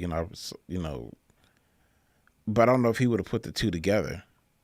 Well, and the other thing is, I wonder if that's like even a if that was really truly a Force ghost, a lot of that could be visions. And that's the problem that I have sometimes with the whole Star Wars thing. Is like you don't really know at times what's real and what's not. Like, is it a vision? Is it a Force ghost? Is it what? Ronaldo says, man, those Lucasfilm Story Group guys need a hand. Man, tell me about it. Jason goes on to say, I don't think he thought it was possible at the time. He tells Yoda in Yoda's Force Ghost training arc that he did not believe it was possible to survive death. And then, of course, he probably figured it out when Kenobi died. And that's what I would probably lean towards, is that he's seen enough stuff that he probably started putting 2 and 2 together. Like, I'm thinking maybe there's something going on here. Because he did probably heed when Obi-Wan said, if you strike me down, I'll become more powerful than you could possibly imagine. When you actually stop and think about that statement, how else would it make sense? Right. Unless you were able to exist beyond and somehow influence or affect things, whether physical or whatnot, in such a way. Because it's kind of like, if I kill you, how are you going to be more powerful? Right. And if he started thinking about that, maybe, And too, like how they explained it, how Qui-Gon explained it, is like it has to be, you have to give up self, and it has to be about love. Well, that makes the reason that's why Vader was able to do it. Well, when he went back to the light side and became Anakin, that's why he was able to do it, because of his selfless act out of love for his son. Right. It was, him returning to the light side. And he's the son of the Force, mind you. So, of course, like, he will be able to go. Yeah, the Force is going to be like, bring it in. Yeah. Come on, buddy. Bring it home, buddy. Come on back, And that's true. But it is interesting. I mean, the whole Force Ghost thing is just, man, we have actually spent a couple of chunks of some of our shows on just discussing the whole thing. Because that's something that you could just... Yeah. Peel back layers. Really peel back the layers. You can go around in different circles, and there's all kinds of different. And this is one of the reasons why I love bringing this stuff up in the chats, because usually anybody that's watching out there always chimes in with stuff that maybe we didn't think about, or they come in from a different angle, and it's like, oh yeah, I never really thought about that. Whereas when it's just you and I talking about it, obviously we got that back and forth going, but yeah. Ronaldo says, if I'm not mistaken, Obi-Wan told Anakin how to become a Force ghost moments before he died in episode 6. So that means Anakin didn't know, I think. Yeah, I know what you're talking about, but I'm not sure if that was... I'm not sure if that's a Legends thing, though. That might have been a Legends thing. I think, honestly, my thing is, I honestly believe that once Anakin decided to be selfless and give up the dark side ways, he turned back into Anakin Skywalker. Because he's the son of the Force, it would make the most sense that he would return back almost to his natural state. Sure. Versus anyone else, like, Obi-Wan or Yoda, who had to learn this thing. It's like, because they weren't. Right. He had a different advantage, because he had a head start. He basically was born partially of the Force. So exactly. It's almost like returning to his original state. Yeah. Jason says he didn't know, but he didn't know how, but he might have figured out that it was possible. And that goes into what you're saying. Once it might not even figuring it out. It might just be returning to his. Yeah. And I think it probably piqued his interest, because, like I said, he's like, okay, Obi-Wan does this, holds the lightsaber to his face. Vader doesn't even really make contact with him like that before his whole body just collapses. That's not a normal thing when you get hit with a lightsaber. Well, that's the other thing, He's killed many people with a lightsaber. He's never done that. Here's the thing that I thought was really hilarious. It's funny you bring that up, because one of the things that I had always said was that was our first experience of anybody, quote unquote, being hit with a lightsaber, right? Mm-hmm. So when that didn't happen, like when Han Solo cut the Tauntaun, I thought the Tauntaun was going to disappear. Mm-hmm. You just think that, okay, the lightsaber, we thought, disintegrated. Yeah. And then, of course, you go in and you see, how Qui-Gon is killed and you see all this other stuff. And you're like, well, wait a second. Now you're seeing that the Obi-Wan thing is actually way different from any other instance of anybody being hit with a lightsaber. Yeah, and I don't even think he was actually hit. I honestly think that as Vader was about to make contact, he actually missed. And I think Obi-Wan just kind of timed it perfectly or gave himself up to the Force at the right moment, and Vader kind of went through it. Obi-Wan's used to being vanquished pretty quickly, so he probably just, all right, my turn. I'm out. And so then that's why Vader, because otherwise, why would Vader go over and step on the road like he's like, almost like, okay. Yeah, he was mystified. Yeah. Like, but what's up with that? But he didn't have time to really deal with it because now he's got, Yeah, he's got other things he's got to do. Jason says, as the Chosen One, it makes sense for Anakin to become a Force Ghost more easily. Mm-hmm. I never thought of that. That's kind of funny.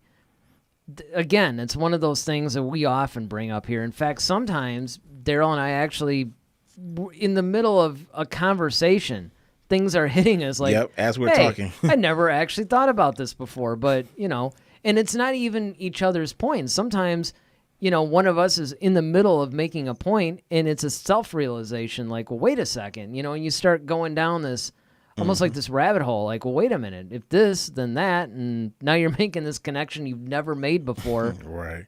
But in the act of talking about it, it happens. All right, well, I think it's time for probably one of my favorite segments. Yes, it is, my friend. All right.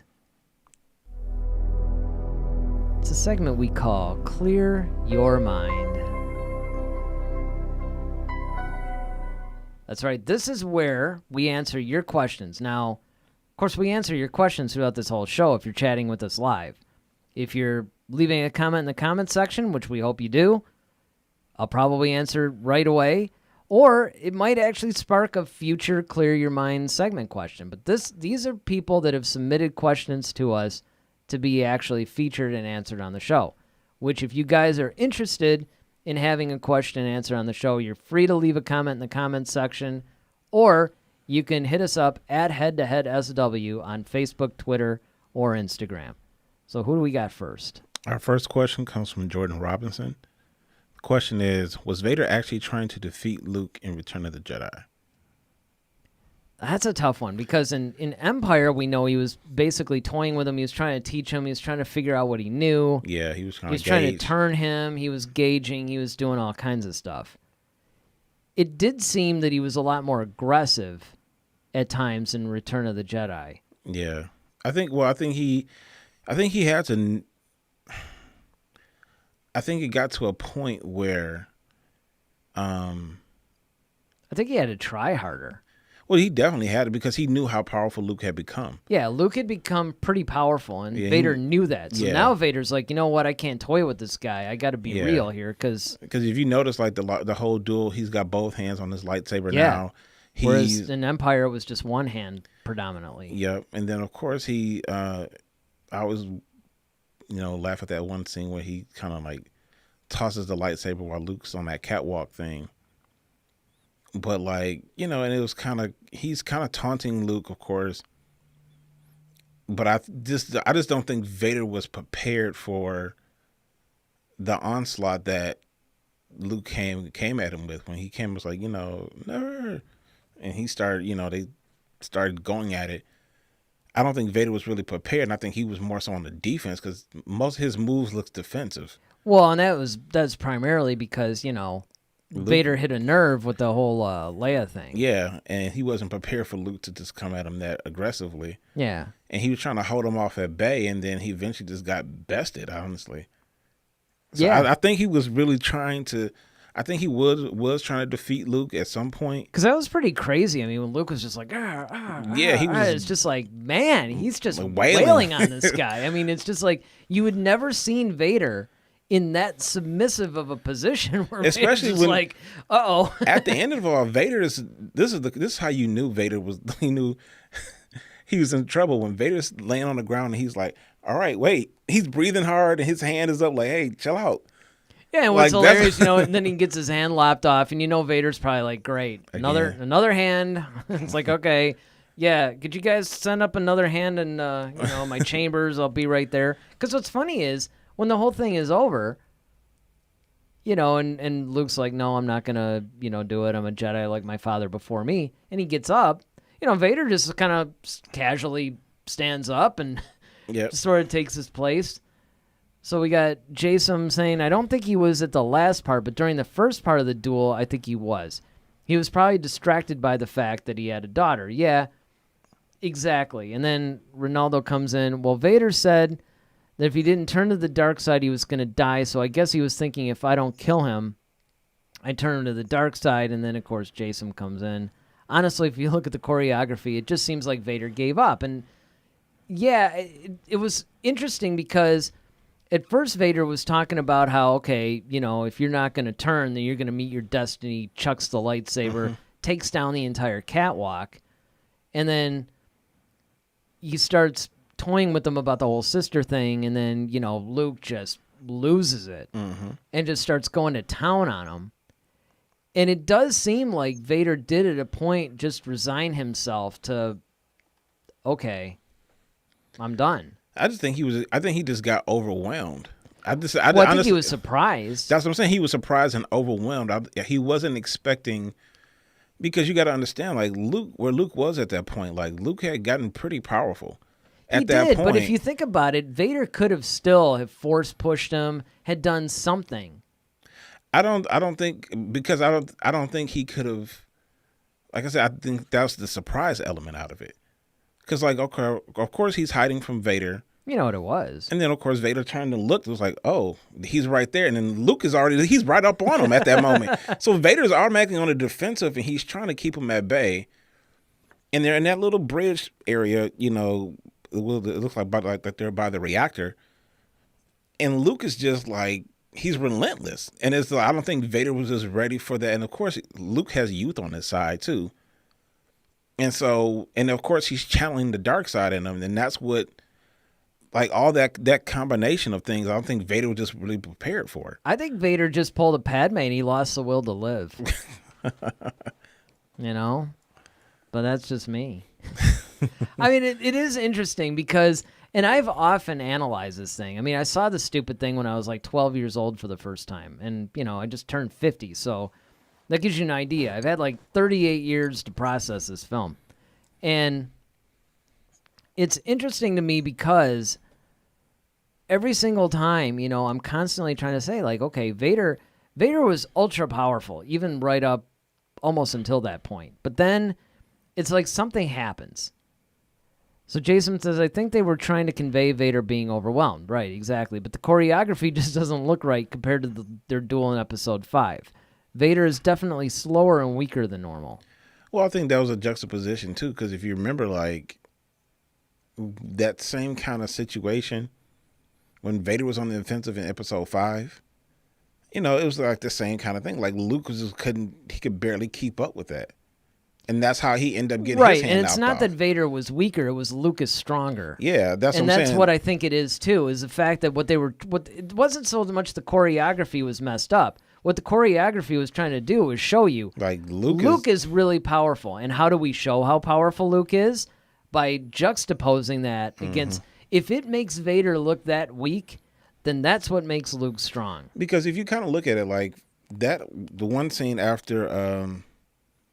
When Vader just kind of pops out of nowhere and he's just like wailing on Luke in Episode 5. That was great, dude, because he had to shut down his breathing machine. He's probably like, come on. Yes. But I'm going to have to start this thing whether he comes or not. It's right. So the way that Vader kind of just jumped out and attacked Luke did it to Vader in that same situation. Like, he jumped out of nowhere. Vader was like, oh, crap. And then Luke started just going to town. They kind of had that little, back and forth or whatnot as they're kind of moving. Well, they were definitely more evenly matched by the end of the duel, without question. Well, yeah, but I'm just saying, like, just even if you look at the circumstances in which they were fighting, like the physical circumstances, they ended up back on a little bridge thing. Once again, when Lucas is like wailing on him and then he lops his hand off. Once again, it's kind of like the same thing. Where it got to the point where Luke, he got knocked down to the ground, and Vader's got the blade at him, and Luke is kind of like freaking out. Like that's like everything that happened in 5 kind of, it's like Luke returned the favor almost in the exact same way. That's true. That is true. Jason basically says Vader had control, Luke didn't. That's what's off. True. And I mean, I could see that. Yeah. And that's basically, and again, maybe the execution wasn't 100% perfect, but you can see what, they were trying to do. Jason also goes on to say you can't just make a character weak just to show that another character is strong. Instead, you should up your game and make it more intense in a skilled duel. But it was, though. Yeah. I mean, it wasn't like Luke wasn't employing any skill. Yeah, but you could even tell by his stance. Like, yeah, you could tell by his stance. I mean, just how he moved was just different. The whole thing was different. And if you look at the way Luke was, don't get me wrong. When I said that, I didn't mean that was the only thing that was making Luke powerful was by making Vader look weak. I was just saying that was one of the things that enhanced that, if you will. Let's face it. Luke looked incredibly powerful at the beginning of Return of the Jedi when he comes in with a black robe. He's force choking Gamorrean guards. He's absolutely calm. He's taking, he was pretty powerful during that whole film. Even at the beginning of that fight, the duel that they had, like when he kicked him down the steps. Oh, yeah. I mean, it was just like Luke wasn't playing. And Vader. That was the difference. This time, Luke wasn't playing. When he came back to face Vader this time, he was like, you know what? He was prepared. He was calm, and he knew. I mean, Luke was a little bit out of control, a little bit because of his emotions, because that's what the Emperor kept pushing him. Like, well, your friends have fallen into a trap, and he's like, okay, I gotta save them. Right. So there was a little desperation. There's some desperation there, and I think that's where it brought out Luke's power. He kind of had like a little Mace Windu going on. Yeah, and that's it. That's a good way of describing it, too, is that there was a little bit of Mace in there where you're bringing in a little bit of a dark, because that was confirmed by Lucas in the commentary, that Luke was, kind of channeling a little bit of the dark side. Which is why he stopped when he looked at his hand. It was like, oh, crap, I'm going too far now. I need to chill out. Well, what was interesting about that was it was when Vader's hand was chopped off, and now it was almost like, it's almost like it's passing on to the sun or something. He was wildly swinging, Jason says, worse than Kylo and Rey. Luke dueled better in the beginning of the fight than the end. No question about it. And I think that was done intentionally. Is that he was basically, it was really more of an anger thing. It wasn't like he was wildly swinging, because if you look at the way Rey and all them were doing it, they were kind of doing it like out in front, like just wildly swinging in skill. When Luke was doing it, he had like a bat. He was like, it was like a beat down. And basically, that was when he was losing it. He was letting emotion take care of it. It was taking him over.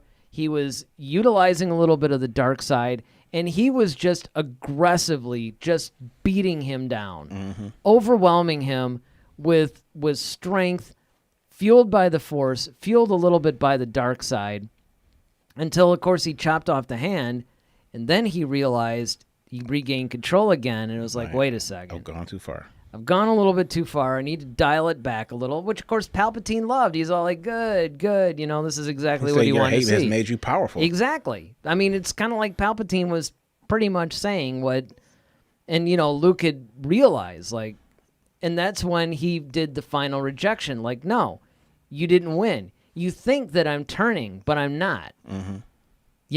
No, I am a Jedi like my father before me, which really tweaked Palpatine to no end. So, because Palpatine realized he lost. Like, you know what? He's not going to turn. Yep. So he's going to die. All right, what's the next question? The next question is from Kennedy Neef. Will we ever find out what level of power did Snoke possess? Well, yeah, I don't think so. Probably not. I was actually kind of hoping that we would get a Snoke novel or something, because before they cheesed out and said, oh yeah, Palpatine created him and all this stuff, it's kind of like, I was really hoping that we would get a lot of Snoke's origins in a novel form. Yeah, I mean, especially something to explore it. Especially since, in Force Awakens, you hear like, oh, well, Snoke did this and Snoke did that. And like, okay, like. Well, even in the comics, that Kylo what was it called? Like Kylo Rises or Rise of Kylo Ren or something Yeah. like that. There was a 5 or 6 episode comic series that explored how Ben Solo turned into Kylo, and it showed Snoke and it showed his influence. There was a little bit of that. Yeah, but just for the fact that, like, okay, well, how did he become the supreme leader in the first place, and how do you even establish a first order, and you know what I'm saying, like all Well, of I that think stuff, that they were like, trying to cheesily explain that by saying, "Oh, Palpatine put him up to it, and it's part of his grand plan." And it's yeah, but it's like, where did he come from, and then how do you? test tube or an aquarium or whatever, little Bacta tank. Yeah, so. I know what you mean. It's like, why did he? Or where did he even come from? Like, I mean, okay, I get the fact that Palpatine may have created him, but it's like, okay, the guy is pretty powerful. I mean, he's chucking lightsabers around the room, popping Rey in the back of the head with it. He's shoving her across the room. He's force lightning through the floor and hitting. I mean, he's doing some stuff now. So Yeah, it's just like, he was. you know, and he's doing the whole connecting minds thing. I mean, like, he's doing some powerful stuff. I mean, But it makes you wonder, though, if he was more like a surrogate. And you guys can weigh in on this in the chat, too, but was Palpatine actually working through him? So was that really Snoke, or was that much So he like was he like a needed that face. body? Yeah, it was almost like Snoke's like the remote control, you know, whatever, but it's really Palpatine that's doing this. So Jason says, we will see a little bit. He throws around Rey with ease. He has force lightning, but he fails to completely read Kylo's mind, mostly we probably have to guess. Yeah, I agree. Yeah.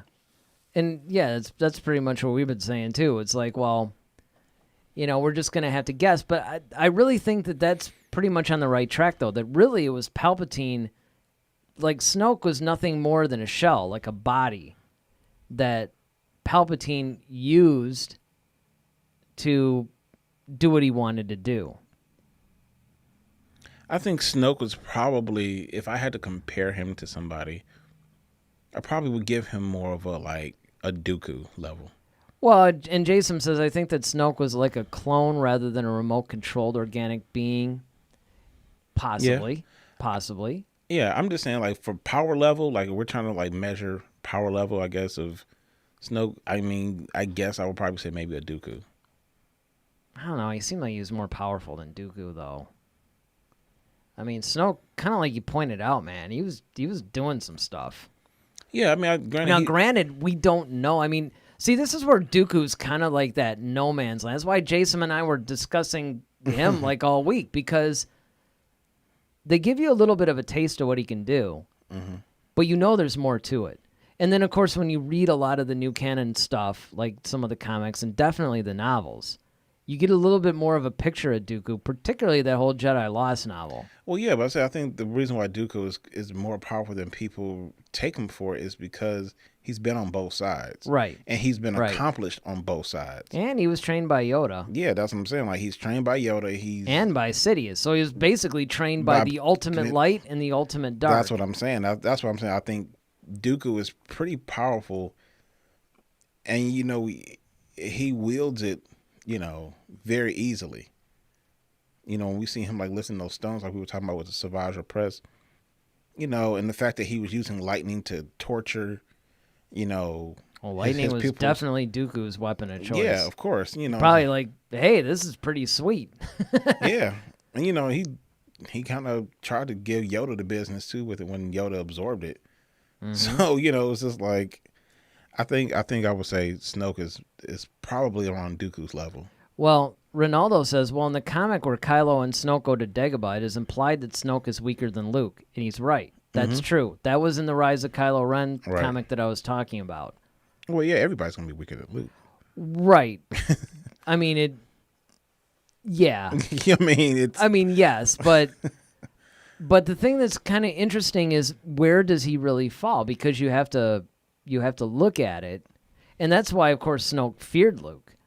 You know, it's kind of like, yeah, we can't let this guy come back, because he knew that, you know, this guy holds the key. Like, okay, if Luke comes back. Yeah, it's all for naught. Yeah.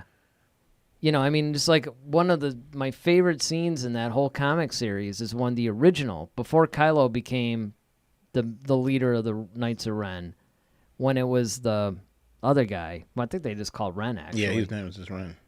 You know, when Luke just completely devastated those guys. Yeah, he told look, I'm giving you guys. He tried to give him a chance. Yeah, he tried to give him a chance, and it was kind of like the Knights of Ren. You know, they went around and they were just casually like killing people, and if they, and they thought that they were so cool and so tough, and then Luke was just so calm and was just like, look, I'm going to give you guys a chance so I don't have to kill you. It's like Cobra Kai meets Miyagi. Yeah, he just basically was like, and he just instantly devastated. Yep. Like there was no hope. That's those when guys Lawrence Tekka was there, and he was like, yeah.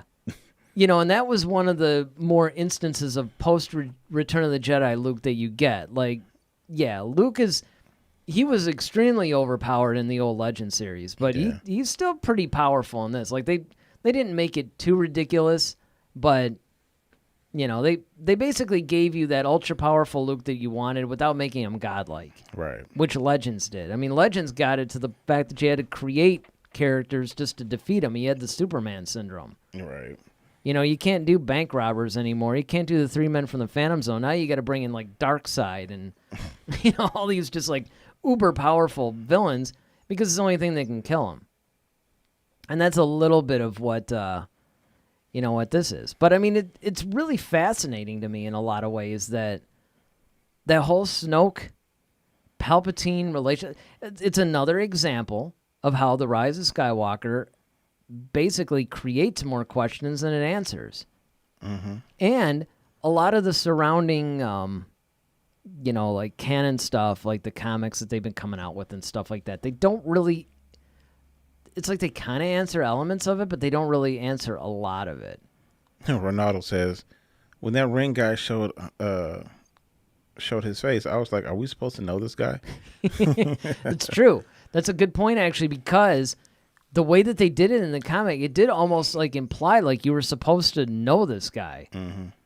And it's just really fascinating. I really wish that they would make more material between Return of the Jedi and The Force Awakens, because, and granted, yes, I know technically The Mandalorian does take place, but that's a little earlier. It's almost like how a lot of the material between Episode 3 and 4 takes place a little closer to Episode 4. We need like 10 years before Force Awakens. Yeah, or like or what's there, like 30 years? Like 10 to 15. 10 to 15 years. Like give us the middle. And that's what I really wish that we would see between 3 and 4 now that we're talking about it, is you'll either see things that are happening like right after 3, or you see things that are happening just before 4. But very rarely do you see things like directly in the middle. Mm-hmm. And that's what I hope the Obi-Wan series does, to be honest. It's like, don't give me another series that's taking place too close. Now, granted, there's only like 19 years between 3 and 4. But usually we're seeing, maybe plus or minus 5 years either way. We're not seeing like, say, 10 years before or after. You know what I mean? It's like, it doesn't, they're never showing us the middle. All right. I want to see the middle. What about you guys? What have you guys thought about, anything that we've talked about today? Naturally, there's still like a couple of minutes left. You still have time to get a chat in live with us. If you guys are watching the rebroadcast of it, certainly you can leave a comment in the comment section. We love, just ask these guys. We love chatting with you guys. You can hit us up at Head to Head SW on Facebook, Twitter, and Instagram. Believe it or not, you can even email us. That's right. We actually have an email. It's head-to-head SW podcast. Or no, it's Star Wars at, see, I almost forgot our actual email address. Star Wars at head-to-head-swpodcast.com. We got another chat in. Yep, from Ronaldo. He says, Snoke said that he took Kylo because he was the perfect combination of light and dark. Did Palpatine see the same thing in Rey? Again, no plan. Well, it's one of those things that even if they did... Here's the thing that's funny about that, though. Sometimes they would have a plan for it, and either the plan would fall apart, or they would start out with a plan, and then they would abandon it, or maybe they just wouldn't handle it right. Right, or just didn't think it all the way through. Or they didn't think it all the way through. They painted themselves into a corner. I mean, there's just all kinds of stuff that's just... It's just like, what are they thinking? But I think that's going to wrap it up for us this week. Like I said... Sir. don't forget to hit that subscribe button. You know, if you guys want to check out more videos that we're doing, make sure you hit the like button. A lot of you already have, so we thank you for that. With that, we're going to see you guys next week at 8 o'clock, Friday night, same time as always. I'm Eric Vansel. And I'm Daryl Sanders. May the Force be with you. Always. Head to Head, a Star Wars podcast. Be sure to follow us on Twitter at HeadToHeadSW. Submit your questions for our next show. Visit our official website at headtoheadswpodcast.com. Until next time, may the Force be with you, always.